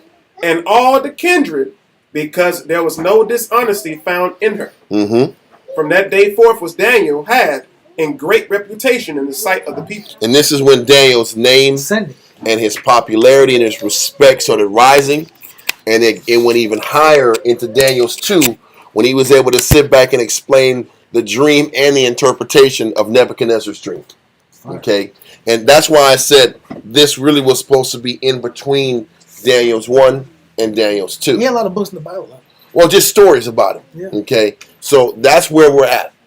And I'm not going to go into another. I was supposed to get Daniel's 3, but there was no way we're getting Daniel's 3 today. There's no way. It's already 2 o'clock. So we'll hit Daniel's 3 and 4 next week. And we'll just keep going. I think we took some time here, but I think we got some lessons here.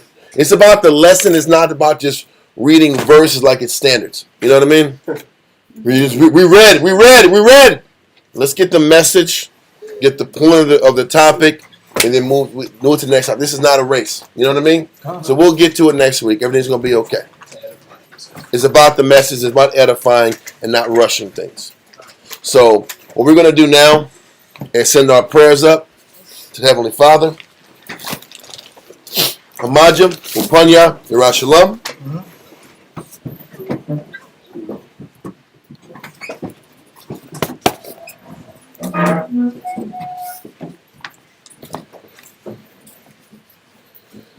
Yahweh B'Ashem Yahushai. Yahweh. In the name of Yahushai. Please listen to us right now. Send Mike Allah and the righteous angels to watch over, bless, heal, protect, and make strong the people of Yahshua. Also send unto us much wisdom, much knowledge, much understanding, much patience, much faith, much brotherhood, and much love, spiritual power, and forgive all of our sins.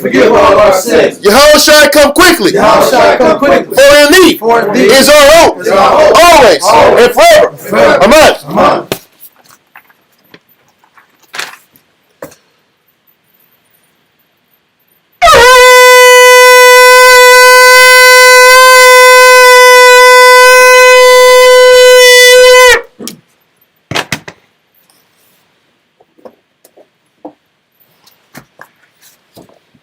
Birthday, how about Shem Yahushai? Ahawa, nothing Hathawara. Blessed are you, Yahweh, in the name of Yahweh Shai, that gives us the law.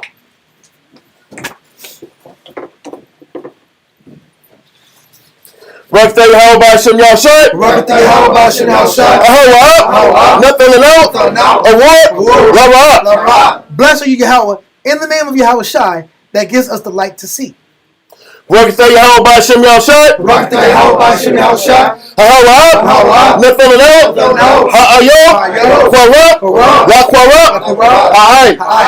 Blessed are you, Yahweh, in the name of Yahweh Shai, that gives us the ram's horn to call the people. Barak Atah Yahweh Ba'Shem Yahushai. Barak Atah Yahweh Ba'Shem Yahushai. Ahawa'ah. Nethanel. Shaman. Zayaf. Lamashach. Yasharallah. Blessed are you, Yahweh, in the name of Yahweh Shai, that gives to us the olive oil to anoint Israel. Psalms 92. It is a good thing to give thanks unto the Lord. It is a good thing to give thanks to the Lord. And to sing praise unto thy name. Sing praise to thy name. O Yahweh. To show forth thy loving kindness in the morning. To show forth thy loving kindness in the morning. And thy faithfulness every night. Thy faithfulness every night. Upon an instrument of 10 strings. Upon an instrument of 10 strings. And upon the psaltery. Upon the psaltery. Upon the harp. Upon the harp. With the solemn sound. With the solemn sound. For thou Yahweh. Hast made me glad through thy work. Has made me glad through thy work. I will triumph. In the works of thy hands. O Yahweh, how great are thy works, and thy thoughts are very deep. A brutish man knoweth not, neither that the fool understandeth. When the wicked springeth the grass, and when all the workers of iniquity do flourish, it is that they shall be destroyed forever. But thou, Yahweh, art most high forevermore. For lo, thine enemies, O Yahweh, for lo, thine enemies shall perish. All the workers of iniquity shall be scattered. With my horn shalt thou exalt, like the horn of a unicorn.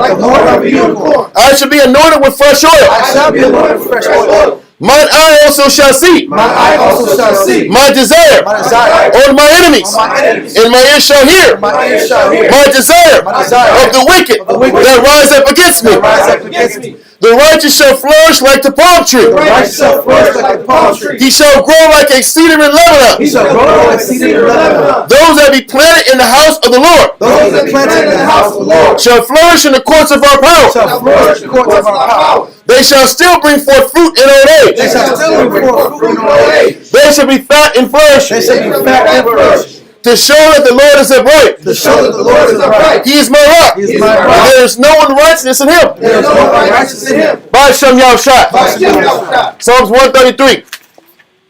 Shayar, Hama'ewa, Laduad, Hana, Ma, Tawab, Wama, La'ayam, Shabbat, Akim, Gam, Yachad, Hashamash, Hatuat, Ayel, Harash, Yerad, Ayel, Hazakwan, Zakwan, Aharan, Shayaran, Ayel, Paya, Manawath Yawa, Katal, Karamwan, Shayaran, Ayel, Haroria, Tazayawan, Kaya, Shum, Tazawah, Yahweh, Af, Habaraka, Kayayam, Aid, Haram, Ba'Shem Yahushai. Behold, how good and how pleasant it is for brethren to dwell together in unity. It is like the precious ointment upon the head that ran down upon the beard, even Aaron's beard that went down to the skirts of his garments, as the dew of Hermon, as the dew that descended upon the mountains of Zion. For there the Lord commanded the blessing, even life evermore. Amen. Amen. Yahweh Ba'Shem Yahushai. Yahweh Ba'Shem Yahushai. Wachanel. Washrolim. Wabiath. Support. Turn. Yahweh Ba'Shem Yahushai. Wachanel. Washrolim. Wabiath. Support. Turn. Yahweh Ba'Shem Yahushai. Wachanel. Washrolim. Wabiath. Support. Yahweh Ba'Shem Yahushai. Wachanel. Washrolim. Wabiath. Support. Barak Atah Yahweh. Barak Atah Yahushai. Barak Atah Yahweh. Barak Atah Yahushai. All knowledge, all wisdom, all understanding, all love, all patience, all mercy, all power is from Yahweh. All power is from Yahweh. All power is from Yahweh. Ba'Shem Yahushai. The water, the Miyat, Aman. Circle up.